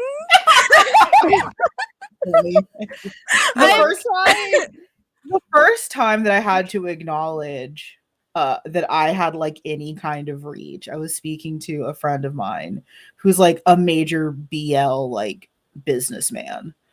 Like does serious BL business, and he was like, you're kind of famous, right? And I was like, please put a sword in me. Okay. Like, just I'm the same way. When I got invited for CitrusCon, they were like, well, you were one of the first people we wanted to guest. And I'm like, guest? Like what? And then when I started doing staff, we had like this interest survey and people would send my name in, and I'm like, people know my name? Like, what is this? Serious BL business. That's amazing. That's great. I'm gonna wait. Am I even allowed? Carola's blank stare when you said influencers. I don't wanna. I thought I was gonna link the survey in the chat, but I'm not allowed because apparently I'm not a host. You want to send me the survey and I can link it? Yeah, I'll throw it in. It's on my the link tree if that's easier. It's a shorter link. I threw it in our group chat. So thank you. All right, let's see. I think that blank stare was partially because I was trying to pull up the survey. Relatable. In another tab. But sometimes that's just my face. Same. Nice. Yeah. Valid as well. Form has been put into chat. I just had a small stroke, I guess. Oh, oh no. I will link it in the episode description when we're done recording. Ow, my wrist. If you have a stroke, who's going to encode the episodes? I thought I was the one that died. Like we get okay. Oh, you died in the last episode. Oh, okay. No, we said you can die after this is over. Then you are released from your contract because apparently this is Black Butler and I'm a Reaper now rather than wow. Yes. Yes. I would be the worst Reaper. What's my garden tool? Yeah, what's my gardening tool? Shit. Mine is a shovel. Like dead ass is a shovel. So in TGCF, there is someone with a magic shovel. I'm not even shitting you. It's real. Well, I guess I'll have to read it. Oh, I can hear your clock again. Oh yeah. It's been another hour. What? 6, 7. It's 8 o'clock right now. It's 2:08. It's actually 9:08, but okay. Time is a social construct. This is the Yahweh shelf, and time does not exist. It's a myth.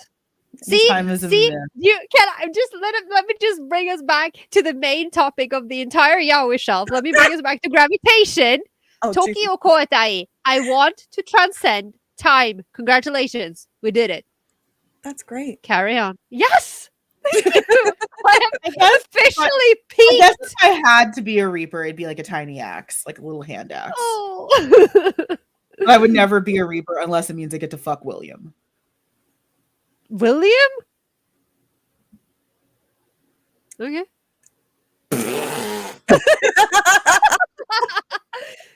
How is that shocking? How is that the thing that surprises you? Please. I just don't think he's that hot, but I know that we have very different He tastes doesn't need to in be a lot that of hot. fictional. No, okay. No, okay. I liked him the most. I don't know why. I was just like, yeah, that one. That twink over there. No. I don't know if I'd call him a twink. He's pretty. They all are though. Like, there's not. Okay, there even the a bar is Grell and others. No. Oh my god. Okay, but isn't that problematic though? Because isn't he like? Actually, Grell's pronouns are she, It's her. a she. Mm-hmm. Grell is a transgender I female. wasn't talking about Grell. I was talking about William, who's significantly older than you are. I mean, Therefore, Thank you. Thank you. I mean, let me look. Okay, I'm gonna look him up because I think I'm remembering wrong. It's been a minute. It has been a hot second. I need to Oh know. wait, Because I like older dudes. but he's voiced by Nontan, right? Yes. Sasuke.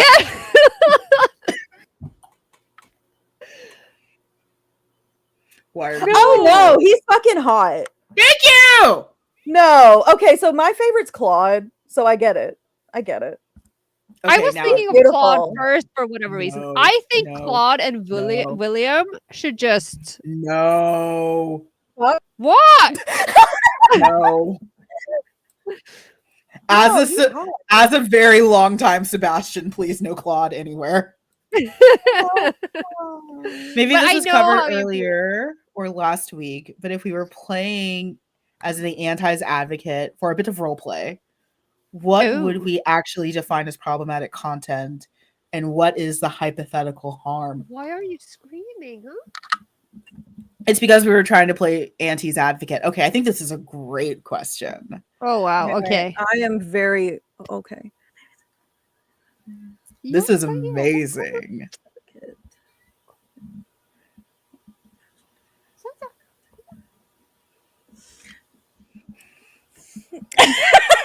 I need an So- example. Okay, I'll go first because I think I have a grasp of the question. So, if I was playing Auntie's advocate, I would say, well, firstly, I wouldn't look this hot. Just kidding. I wouldn't look this. I wouldn't look this fish. I just said fish as if I'm not biologically female. I would first say that anything that is problematic is something that I find morally reprehensible. Ignoring that it's fictional, just anything that I find morally reprehensible. So age gaps, rape, murder, Sangwoo. violence, crime. Hold on. All of you are terrible. I need to cover my boobs anyway. Wait, because I mentioned Sangwoo and now your boobs are out? Is that how this works? So I say anything that's morally reprehensible. I didn't wear it because it's fucking hot. Yes, it is. But I guess what I would say then the hypothetical harm is, I think the point to Auntie's that I've always quote unquote understood the most, even though I disagree with it, is oh my god. Yes. Are y'all good? No. Are y'all good? No. There's about 5 Sangwoos staring at me right now. I am not okay. He's beautiful and perfect. What are you talking about? I mean, he's beautiful. So the Carry on. hypothetical harm that I would say is that, and this is the point that I guess I agree most with them, is if you are repeatedly shown depictions of this, and maybe let's say you are the right flavor of unhinged, that maybe you see these repeated bad things that it could possibly make you act on them. So if I'm playing Auntie's advocate, I would say that the issue with problematic content is that it's morally reprehensible, and the hypothetical harm is that seeing morally reprehensible things over and over again is bad for society and for individuals. That's my pageant answer if I was an auntie. Peach is dying. I just like how this is only applicable to certain things and not all things that are problematic. Like, what about horror movies or like Call of Duty? Well, in my head, it should and would be, because spoiler, jumping the gun on this question. I do feel that way about other pieces of content. Like, I'm actually a lot more anti in live action than I am with animation. Yeah. So I have a much lower tolerance for drug use in movies, for sexual assault in movies, for other things like that in movies than I ever am when it comes to things that are animated. I guess because with it being animated, there's a higher suspension of disbelief. But yeah, I am much harsher on horror movies, on true crime documentaries, on cable television than I ever am on two boys kissing comic books. Right. It's a different bar, especially with like crime dramas in the States specifically. A lot of it's propaganda. It's been proven to be propaganda. A lot of cops and federal agencies will let these shows film in certain areas and give them money in return for positive exposure. Yes, this is true. Bullshit. and we can cite sources. I don't think any of us are super propaganda here. I've said ACAB too many times. Right. But we can also cite sources if you need. Yeah, no, I have many. I'm a black queer person. I've been waiting my whole life for this moment. Please spew, everyone. I've been waiting my whole life for this moment. And if anyone could talk about that, it would be. Yeah, and you know, I'm as white as mayo. I can't. Oh and I may be on a completely different continent where we do not have the same problems. Again, we do have issues, and I am by no means undermining those issues, but I am over here watching the train wreck that is your country. And I believe you, both of you. So yeah, it's you know what, individual Americans are sure trying their best. And it is like I literally said this to my mom the other day, like literally every American I know is just sitting here in this dumpster fire going, I hate this. Like, this isn't your fault. So that sounds about right. But know, it's my personal fault. I'm the cause of all. Yes, because clearly you did this. You instigated this because you don't want to be happy, and you definitely don't want to be safe. No. Typically, the answer is go vote, but nowadays sometimes that doesn't even help. Yeah. Especially this last election cycle where there were people with guns sitting outside of polling boxes. And who wants rights anyway, right? Oh my god. Like, but I guess like that's, oh god. I do kind of want to dive into that a little bit as we sort of start to wrap up, because it's been almost 2 hours. And as much as I love you, this is my one day off before I have to go back to work. Daddy works 9 to 5. And this is my one day off. I can't believe you're choosing to spend it with us. Oh my god, I'm so honored. With Peachie and their beautiful Sungwoo sweater. I try to like wear everything that people hate at the same time. Where did you get that? This? Yeah. Etsy? I think. I'd have to look it up if it's still a thing. If it's still a thing, I will link you. So I ended up having to look at gardening tools to answer the Reaper question because I take every assignment too seriously. That's amazing. This is just a knife. It's like, oh, here's your gardening knife. For fucking what? It's a knife. I don't know. I'm not good at gardening, so I can't help you. I don't know. This is just a fucking knife. Maybe it's one of those you used. No. I don't know, my we dude. already know through data that engaging with content that doesn't translate. I know that. I'm just saying, if I had to be an anti, that would be my thing. And I think the way that I can apply myself to this is, and I've thought about this a lot because I went through this phase. I mean, I'm not going to say I went through this phase where I was really angry, because I've been angry my entire life. So, that's just my personality. But but I saw a pin today that was like gender, male, female, angry. Yes. Yeah. But yeah, I went through this phase where I really hated Twilight. I still really hate Twilight for a lot of reasons. But this reminds me, because this was in the similar period. So first there's Twilight, and then Killing Stalking came out. And when it comes to Twilight, I vehemently hate it for a lot of reasons. Like, first of all, why are they sparkling? And again, when they said that Edward was a vegetarian, I literally thought he like sunk his teeth into like and drank sap. Like, I was like, how are you vegetarian? Like Marceline the Vampire Queen? I don't know. I just pictured him sucking sap out of a tree. Okay? I don't know. But the thing is, in Twilight, it's such a vile example of the whole how we romanticize unhealthy heterosexual teen relationships, which we do see ad nauseum in all kinds of media. And again, you can apply the same logic, like, because I've thought about this a lot. How am I defending my fiction so much while stepping all over Twilight? But then, there's also that issue that there is just so much, every rom-com, every single thing that is directed at particularly impressionable young women, where you're supposed to find it romantic that some guy is stalking you and controlling you and gaslighting you and all of these things. And that is problematic. And if you can separate fiction from reality, if you're able to go, if a guy did this to me in real life, it would be horrible, but because this is happening in my romance novel, I'm okay with it.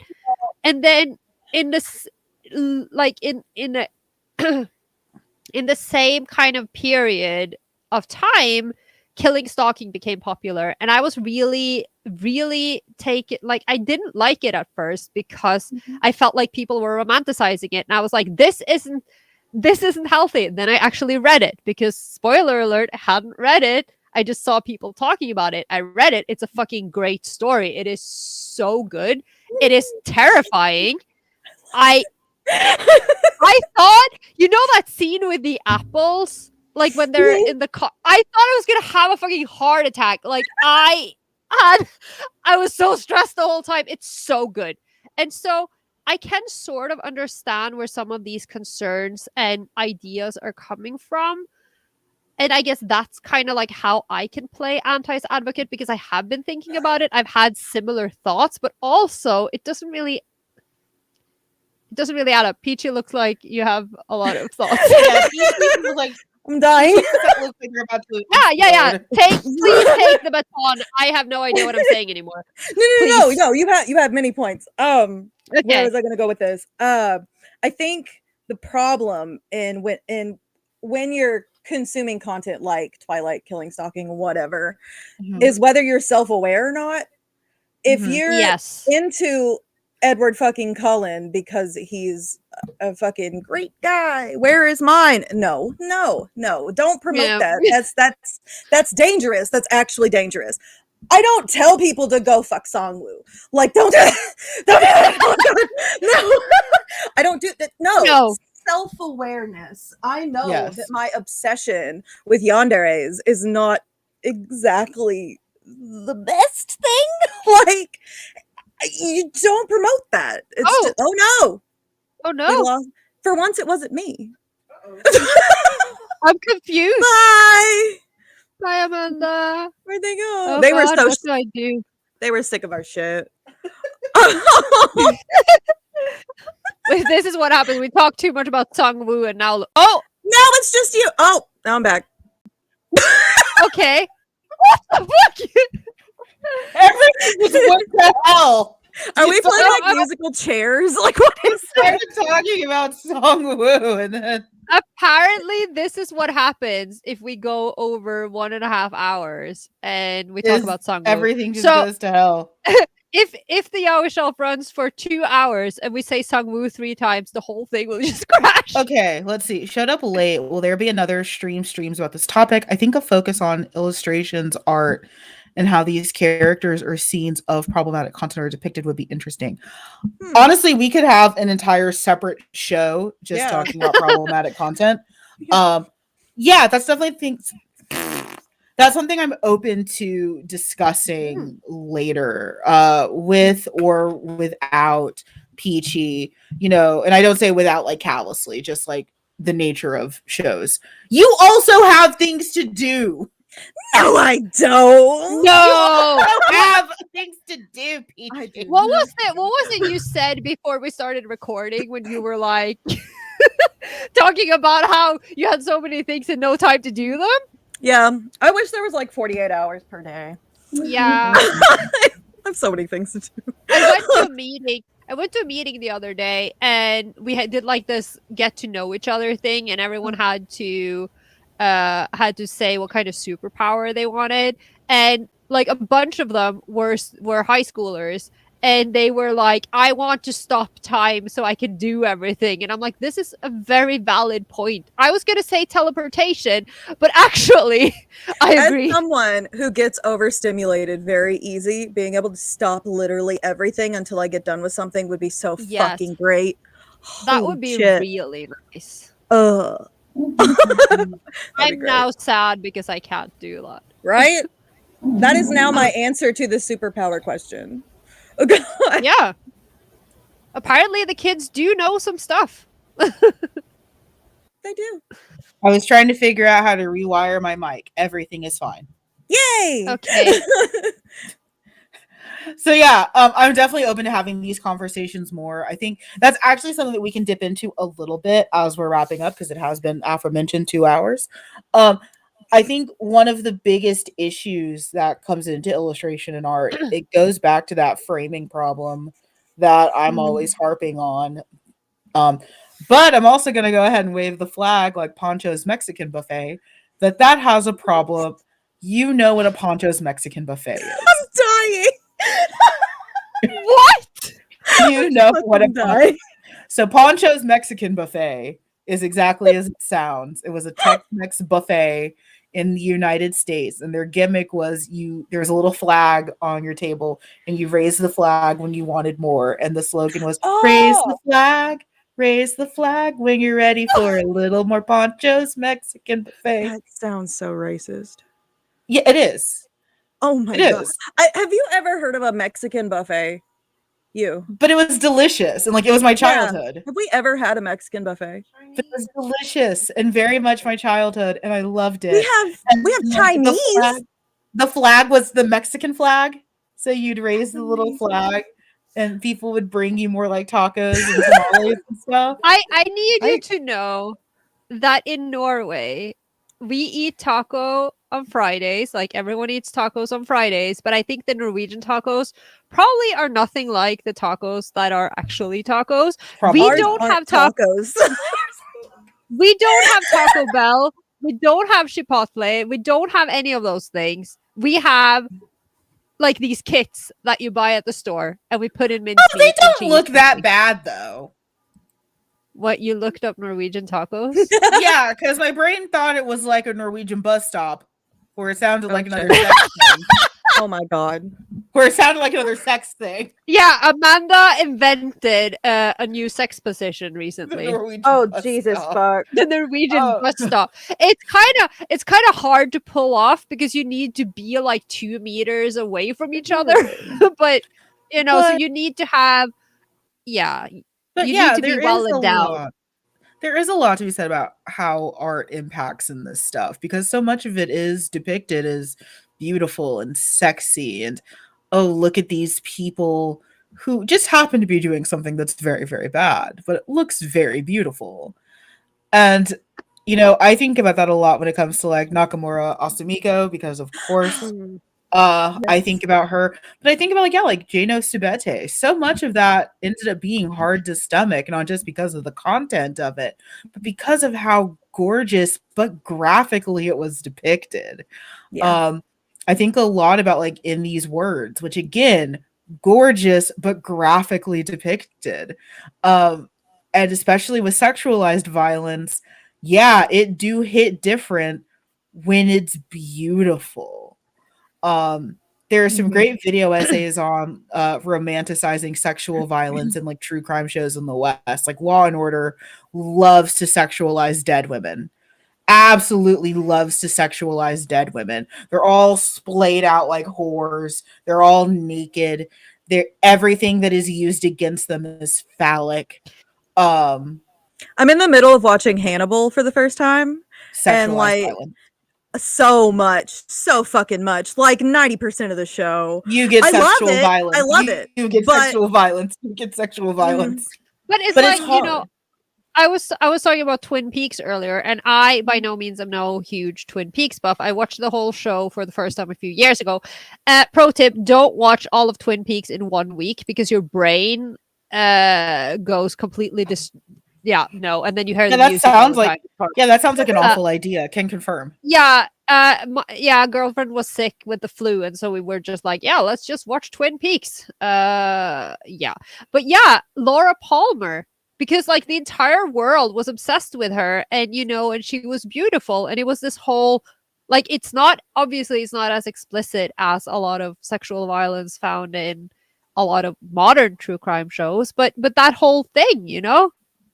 I feel like the obsession that the entire world had with this murdered 17-year-old kind of connects to all of that, really. Right. Yeah, absolutely. And I think that there's a wider conversation to be had about that again, talking about that stuff in the West. But yes, there is absolutely framing choices, art choices, especially when you have like manga that's black and white. There's a lot of effort that is put into that contrast that plays into how you feel about a particular scene. And I'll Mood, also my friend. say, yeah, I want to read In These Words so badly, but it's so I hard to want find. Just I guilty want it pleasures. so badly. I want to own it, like, but I I do. also I want to keep reading it because it took me a while. But I also want to say, and this is a personal anecdote. So one of my favorite mangas is Maiden Rose. Again, not a shock to anyone. It's semi-fascist, unfortunately. Yeah. There's tank porn, and there's a very tall German who wrecks a very, very small man. Yeah. And I read Maiden Rose like it was nothing. Front to back, I was just like, more. The thing that the shirt says. And then I finally got I swear to God. I'm sorry, I'm in G-land. I'm happy. swear to me. Don't swear to God. Swear to me. But Watched the OVA, and there was something so different about hearing Taki say no, about hearing the bed creak and shift under Cloud's weight, about hearing and seeing the sounds of sheets rustling, clawed hands on skin. No, until it stops due to exhaustion. That hit so differently than just seeing it in a manga page, to the extent that I actually had a really hard time finishing off the OVA.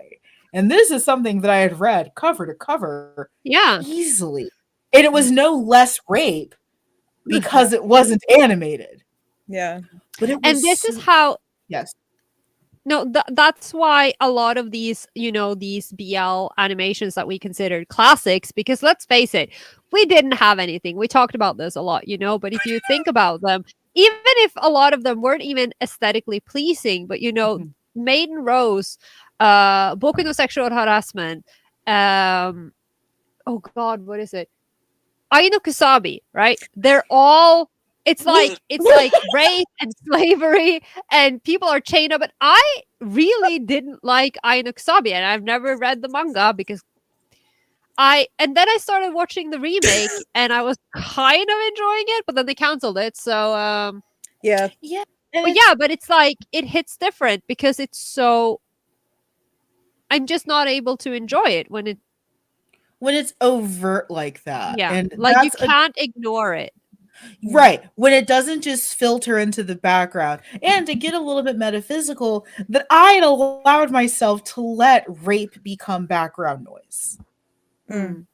Because even as a fictional thing, that I was so okay with it. To get super, super personal. So I love like documentaries, and I'll throw documentaries on in the background. And for whatever reason, there was one week that I was just listening to a bunch of World War II documentaries, and I had to stop. And it's like, I never want the atrocities of the Holocaust to be background noise. That needs to be something that I'm giving my full attention to. I'm not going to sit here and let it be like, and this many million people were executed this day, and I'm just like playing Pokemon. That's not okay for me. I'm not personally okay with that. The only thing that I would add to that out of personal experience, and I think I talked about this in the podcast, is there's a specific scene in Legs That Won't Walk that's very rough rape, like really rough rape, like hits real hard. And it hit really hard with me in particular because the way that the rapist talks was exactly like my offender. But I got catharsis out of that through the other couple and then it being wrong. So yes, it was included, and yes, there is a level of like it being in the background, but it's also important to like have that sometimes, depending on how it is. And I think the issue with Maiden Rose was an isolated one. Like I have an easier time stomaching it in other places, even animated. Carola has heard me mention just my inner kind of just like squick with porn being animated sometimes. I had that with DL Site Garamani, where it's just like me in stereo listening to wet pasta noises. Stop ruining it with your wet pasta noises. I don't really like the noises either. Like I like voices. We're no longer contractually tied to that. I'm going to go ahead and say whatever fucking Foley noise they had for cum shot sounded like someone throwing a handful of noodles at a door. But that's the one thing that's the one thing that I've said, right? That as much as I love audio dramas and ASMR and all of the noises, the fact that cum shots have sound will never Did you ever weird. test pasta as a kid by throwing it on the ceiling to see if it sticks? No. So I did that. It sounded like you took a handful of pasta, just throw it at the door. But, I mean, at velocity. I will talk about this until the day I die. The weird bubbling noises in the cum shots of Dramatical Murder. Why does it make bubbling noises in Dramatical Murder? I have a lot of questions. And I say that you need to see a doctor if it bubbles. Yeah. 9 times out of 10, I turn the sex noises down because I can't. The same is true for other graphic content too outside of BL. Like Chainsaw Man wasn't obsessed. But I don't think I can watch the anime. So again, one thing about me, I said I don't like sexualized violence. I had that issue with The Killing Joke. Because the Joker shot Barbara Gordon in the vagina. He shot her in the vagina. Everyone knows he shot her in the vagina because I don't even know what you're talking about. I know what you're talking about, but I haven't read it. Alan Moore hates women. I'm sorry. He's a weird wizard who worships a snake god and lives in New Zealand, and he got into a witch battle with another witch. He is a warlock, but Alan Moore hates women. It's why he wrote a Jack the Ripper fanfic. It's called From Hell.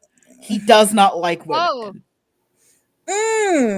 Yeah. He does not like women. Hell. Is that the Johnny Depp movie? No. From Hell? No, it's Naomi Watts, right? Oh, it is Johnny Depp. Yes. No. Yeah. Yes. Yeah. No, wait, have I seen it? I can't remember. Alan Moore hates women, and The Killing Joke is the greatest way that you see that Alan Moore hates women. And I had a huge problem with that.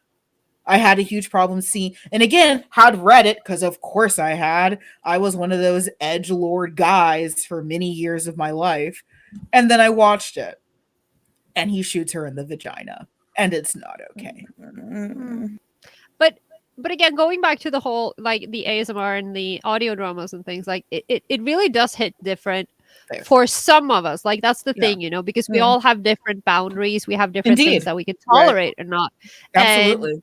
And I also find that audio dramas a lot of the time are harder to listen to because there is a lot of that no, no, yes. And depending on how it's done and who plays, the guy on the receiving end, the guy saying no. And also, and I said this before, like I'm having such a hard time with Murakami's new series, Koroshiya-san, the Hitman Chronicles, because Murakami has this thing where she likes to put in my phobia in the middle of the porn, which bugs me enough. It bugs me enough in the drawings, but I can kind of like ignore it. But when they put it in the audio drama and I have to listen to it, it ruins everything. And I can just imagine if you have, like a serious trauma, like obviously that would be a lot harder. And so I think it's all about like setting those healthy boundaries for yourself. But like it definitely is. I don't know. I'm kind of like reeling off topic. But yes, I know yeah. Alan Moore disavowed the Killing Joke. It doesn't mean that he didn't do it. So Alan Moore has been on like this weird redemption arc where he's like, oh, I regret doing basically everything I did in comics because it created the really, really toxic comic culture that we have. Really, Alan Moore is one of the biggest reasons we have so many misogynistic and sexualized violence issues in comics. He is the reason. He can disavow it all he wants, and he can change and grow, but it doesn't mean that he didn't do the thing. Right. And we are still dealing with the consequences of him doing the thing. I fully respect that he's on this growth journey where he's still being a wizard and worshiping snake gods and living in a cave. That's fine. None of this is false. Wow. But did you just call your cat a slut? No, I told him to stop. Slut. Fucking slut. No, slut means stop in Norwegian. But what is really funny, we write it. The slut station. Yeah, we write it with 2 T's. The Swedes only use 1. So it's really funny if you go to a Swedish store and they're out of something because it will just say slut. And you're just like, so like that one picture my friend took that one time at a clothing store where they were out of size medium and it just says medium slut, which is like the funniest fucking sign I've seen in my life.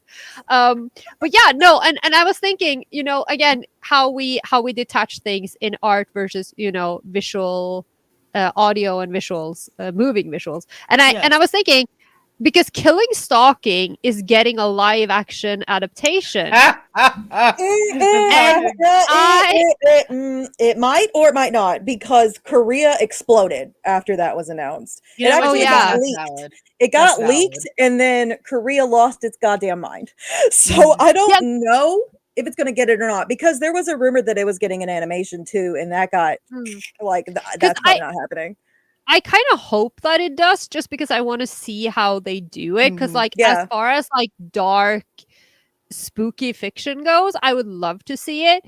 But I do understand the concerns because Korea has such a huge stalking problem, and the whole, the whole and the whole misogyny thing as well. Even though this is about 2 men, I do understand the concerns, but I didn't realize that it had blown up to the extent where it wasn't getting an adaptation. Because I feel like I had a hard time reading it because, again, it's horrifying. So good, but horrifying. But I'm just trying to imagine what it would be like in a drama, like with actors and like visceral scenes, like and yeah. Something that's close to that. It's not Killing Stalking close, but it's like as close as Korean BL, and I say that lightly, has gotten to psychological horror is Method. It's a movie. It's dark. It's fucking dark.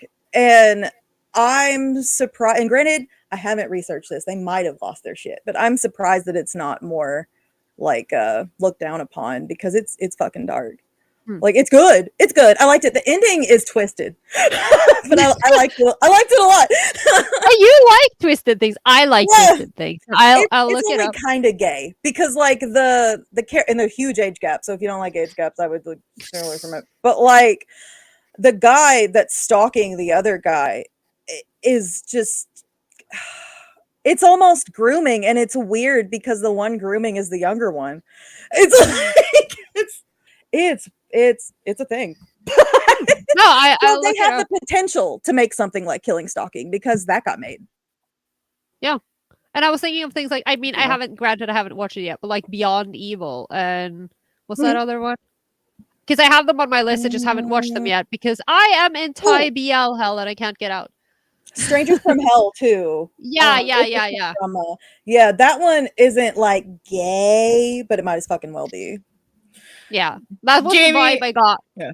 I would like to personally apologize. I know Alan Moore means a lot to you. I have strong opinions about that strange wizard man, but I also was a 16-year-old edgelord once and loved Watchmen, loved V for Vendetta, loved The Killing Joke. Stop sexualizing V. I loved V for Vendetta a lot more when I did. Perfect. Stop sexualizing V. Nothing wrong with that man. You can fight Don't sexualize V. But like I have loved him since I was enjoyed a child. I enjoyed V for Vendetta a lot more when I didn't feel like I was living in it. Wait, Yeah. you didn't know Hell's Other People Got a Drama? Wait, that's V. Fuck you. Yeah, I did. I know you. I was like, excuse me, bullying her. I mean, I will say I mean I get the love people have for V, but in my life, every time I watch that movie, all I see is Natalie Portman. And I know I mentioned Natalie Portman like 5,000 times on this podcast, but I love her, okay? And Natalie Portman, when they shave her hair off, is the most beautiful thing on the planet. Did you know that Natalie Portman had a special trained barber called in to shave her head? It wasn't just anyone. I mean, I don't know. I was gonna say I don't know what my brain was doing. I don't know what your brain was doing either. I was going to say, well, who can blame them? I would like to shave Natalie Portman's head, but then I realized that doesn't make any sense. There was a Korean horror movie with a serial killer that who really wants to have a killing friend and gets obsessed with another man. Excuse me? A killing friend? A murder buddy? What? You've never wanted a murder buddy? You know you can get lonely. So I know personally the you can get Murder lonely. Friend movie. Bitches like, hello. Oh, I we should want do to watch the Murder Friend movie. if you find out, Peachie, do a watch along. I'll join. Yes. I want to join. Yeah, Yes. okay, Because I guess didn't we'll get to be part of your kin Porsche thing. And I'm so sad. Okay, we well, we don't have time to stuck. talk about Watchmen. It's been 2 hours. We don't have time to talk about Watchmen. We don't have time No, to we can talk about kin Porsche for another hour instead. You know, we said in the podcast that we were going to talk about Ken Porsche during the live, and we have not talked about Ken Porsche. Good. I've been mentioned working very hard. You are The working very The hard. devil works hard. I work harder. It's just because you haven't watched it, but you should. I because fucking it help you. literally- It's like It's just like literally- stop sentence. It's like it's because you haven't watched it. Can I do something for you? Yeah, you can watch it so you can scream with us because Where it can I find literally it? is the best fucking ITE. Okay. I It need is to literally rewatch the best it fucking thing I've seen. Yeah. I because the first time I watched it, I was way too stuck on Vegas, and the whole like ending, I was just dissociating the whole time. yeah, you said that. I mean, and I feel so bad because I wanted to punch him in the face the whole time. I'm not gonna lie. It's I okay. I have occasionally watched compilations of Vegas being slapped throughout the series just to get it out of my system. But I also have, you know, he's a complex character, and Bible. Oh my god! And you He's know, such have a you good boy. did you watch the live? You watched the concert? So I've seen clips of it, but I haven't actually sat down and watched all of it because what is time? I don't. Yeah, and it's 5 hours long. But there's this one part in the Bangkok Day 2 concert where he's like in tears and he's saying that yeah, and he's like, I don't deserve all this love. And I'm like, you deserve all the love. Like, seriously, he's such an amazing actor. I love him so much. And I just want to. He's I just need to, like, take a practically picture of taking this. notes. I need the murder movie. Yeah, yes. murder Wait, friend movie. killers or killered? Killered. Killered. That sounds like a name. It's like when you want to name And your it's kid Japanese. when you want to name your kid Willard, but you also want to be like edgy. So you go with Killered. Killered. All right. Mert. Let's You want to wrap it up? I do want to wrap it up. Yeah, I'm gonna watch the newest episode of Falan Rook and cry. So there's that. There is no need for bad, all is good. So, Peachie, is there anything that you'd like to plug? Go to fucking CitrusCon. Yeah. Go to fucking CitrusCon. We're coming. Registration is free. It's free. I cannot talk about the stuff we have planned, but I am very proud of our staff and what we've done and who we have booked. And there's still 10 months to this con, and we're new, and I am just so happy that we have done the things we've done, and I can't talk about any of it. No, God. I don't. Peachy loves Vegas. Peachy is a Vegas stan. V knows that. V was there. Yeah. No, but Wes. Oh, yes. Another one of our sponsors. Portion. I got excited. Vegas people. Thank you. Y'all hate Vegas. Okay. I love it. I made a whole video. Love fucking watch that letters to video. Vegas. It's a really, really good video. I recommend. It's so good. I self-insert with him way too much. But yeah, CitrusCon. I'm sure you can put links in your hoop dupes. And what? Don't ask what I do with my hoop dupes. In your hoop dupes. I'm saving my hoop dupes for marriage. Excuse you. Well, it needs my link tree. Apparently. Okay. No. Yes. And also your survey. We'll also link your survey. Everyone take Peachy's survey. How many times can I say the word survey in 1 minute? Doing really good. The survey, CitrusCon, my YouTube, all that bullshit. Okay. Yeah, we can do that. Okay. I would like to wrap things up. If there was one problematic character that you could bring to life. Stop. One? You want to throw this at me now? You've had 2 hours. You get one. Everyone already knows what I'm going to say, so y'all can go. Actually, there are a lot of options for you, so I don't actually know which one you're going to. Okay. Oh my god. He's bigger on this side. Oh my god. You know what? Actually, I'm gonna fucking self-plug and I'm gonna say the most problematic character that I love is my own. I wrote him. His name is Aki. He's a fucking dumpster fire. And I would love him. And I would love to bring him into the world to hang out with him. He's the kind of person I wouldn't get along with at all, but I love him. And yes. I like that. Yes. Yeah. He is incredibly problematic and I love him. You know what? The answer is not going to be shocking, but the reason might be shocking is I'd love to bring Yashiro from Twittering Birds to life. I would just love to go to the mall with that hoe. Yeah. No, I second that. I would just love to go to the way he people watches. Same. Can you imagine him on a Target run? If I could imagine what it would be like to go to a Target. Oh right, you don't have Target. I'd say IKEA, but I think you'd have a nervous breakdown in an IKEA. I've had nervous breakdowns at IKEA. I don't want to be trapped in IKEA with Yashiro. Bingo's dead. Bingo's dead.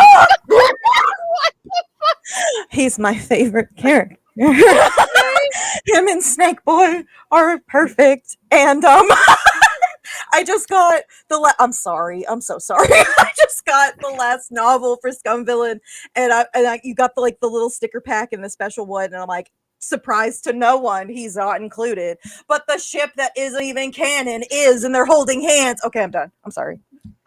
I feel your pain. I understand. So Oh my god, your laugh gives me life. Or I do have one other problematic fave that I would love to just hang out with. Yuki Kitazawa. What? I'd love to hear about him. I'd love to know him. I would love to take him on like a fancy whore date and just listen to him. I knew there would be a gravitation character coming. Did not see Yuki Kitazawa. I thought it was going to be Toma. Well, no, because that can just be me. I'm good. I got that filled. I am also a short king causing problems. But what if you brought Toma into the real world and you went shopping with him and he treated you? I don't think he'd do that because I don't think he'd like me. See, that's what I was going to get at.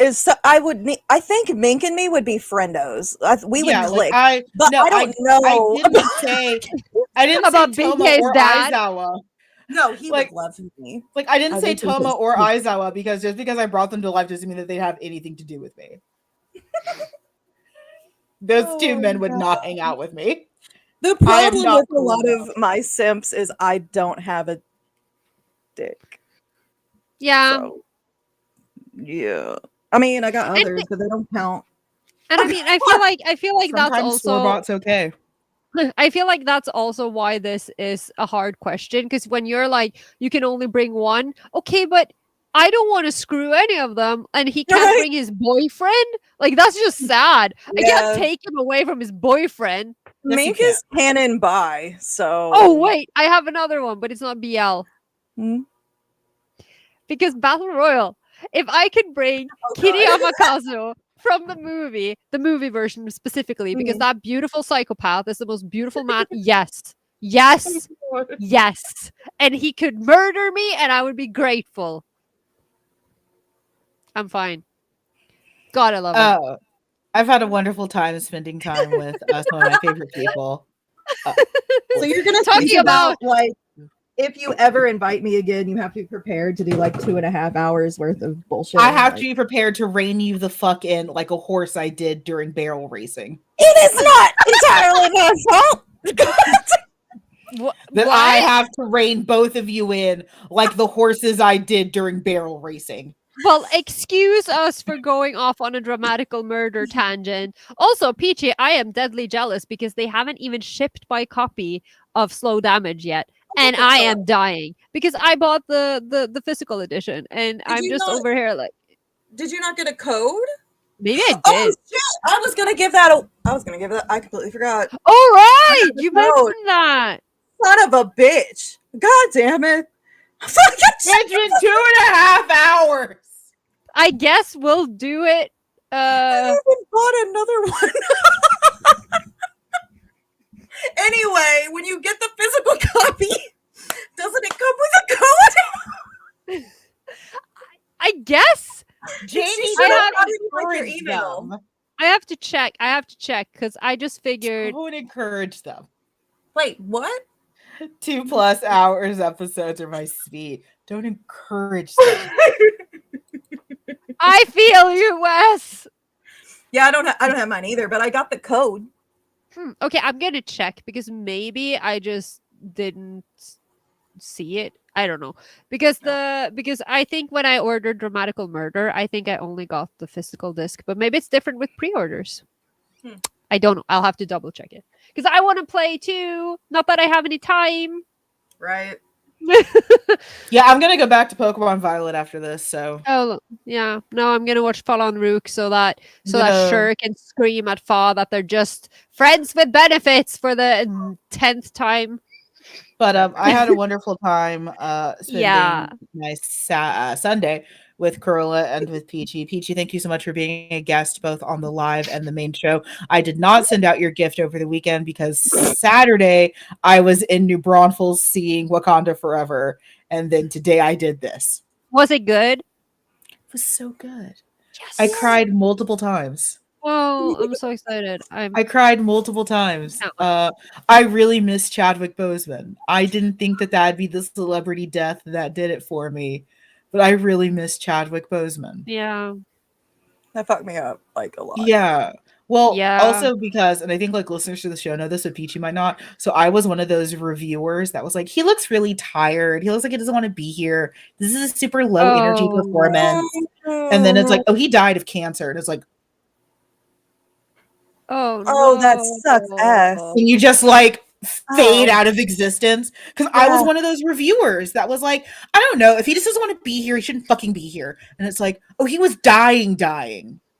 Fuck. Oh, God. And then you just, yeah, you disappear because Oh, that is so sad. let's see.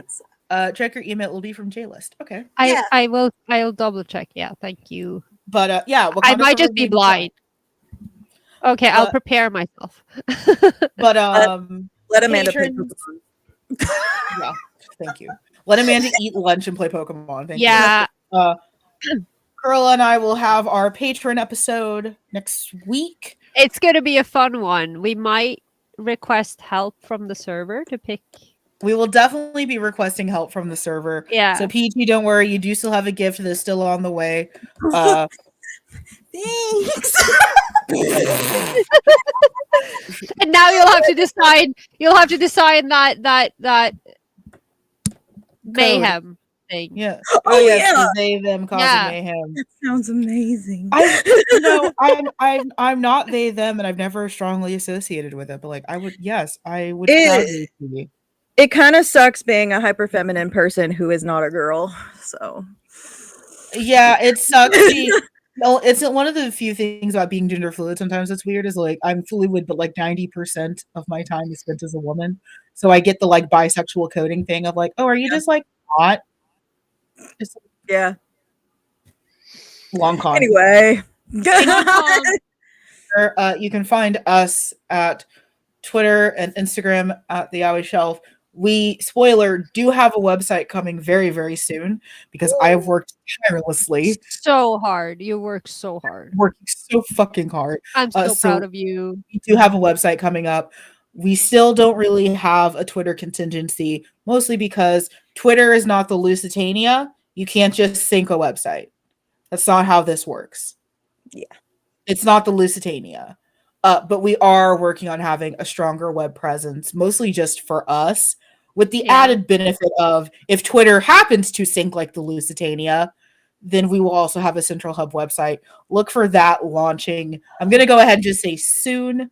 Soon. But think we're also, you close. know, we're professionals at going down with ships, I'll say. Yes. We've been doing that forever. So thank you guys for listening. We are so happy to have had you for the time that we did. Stay safe. For those of us in the South and in parts of the East and North, it is very fucking cold. Yes, stay warm. Yes. And for the rest of our listeners, be safe. Bye-bye. Bye.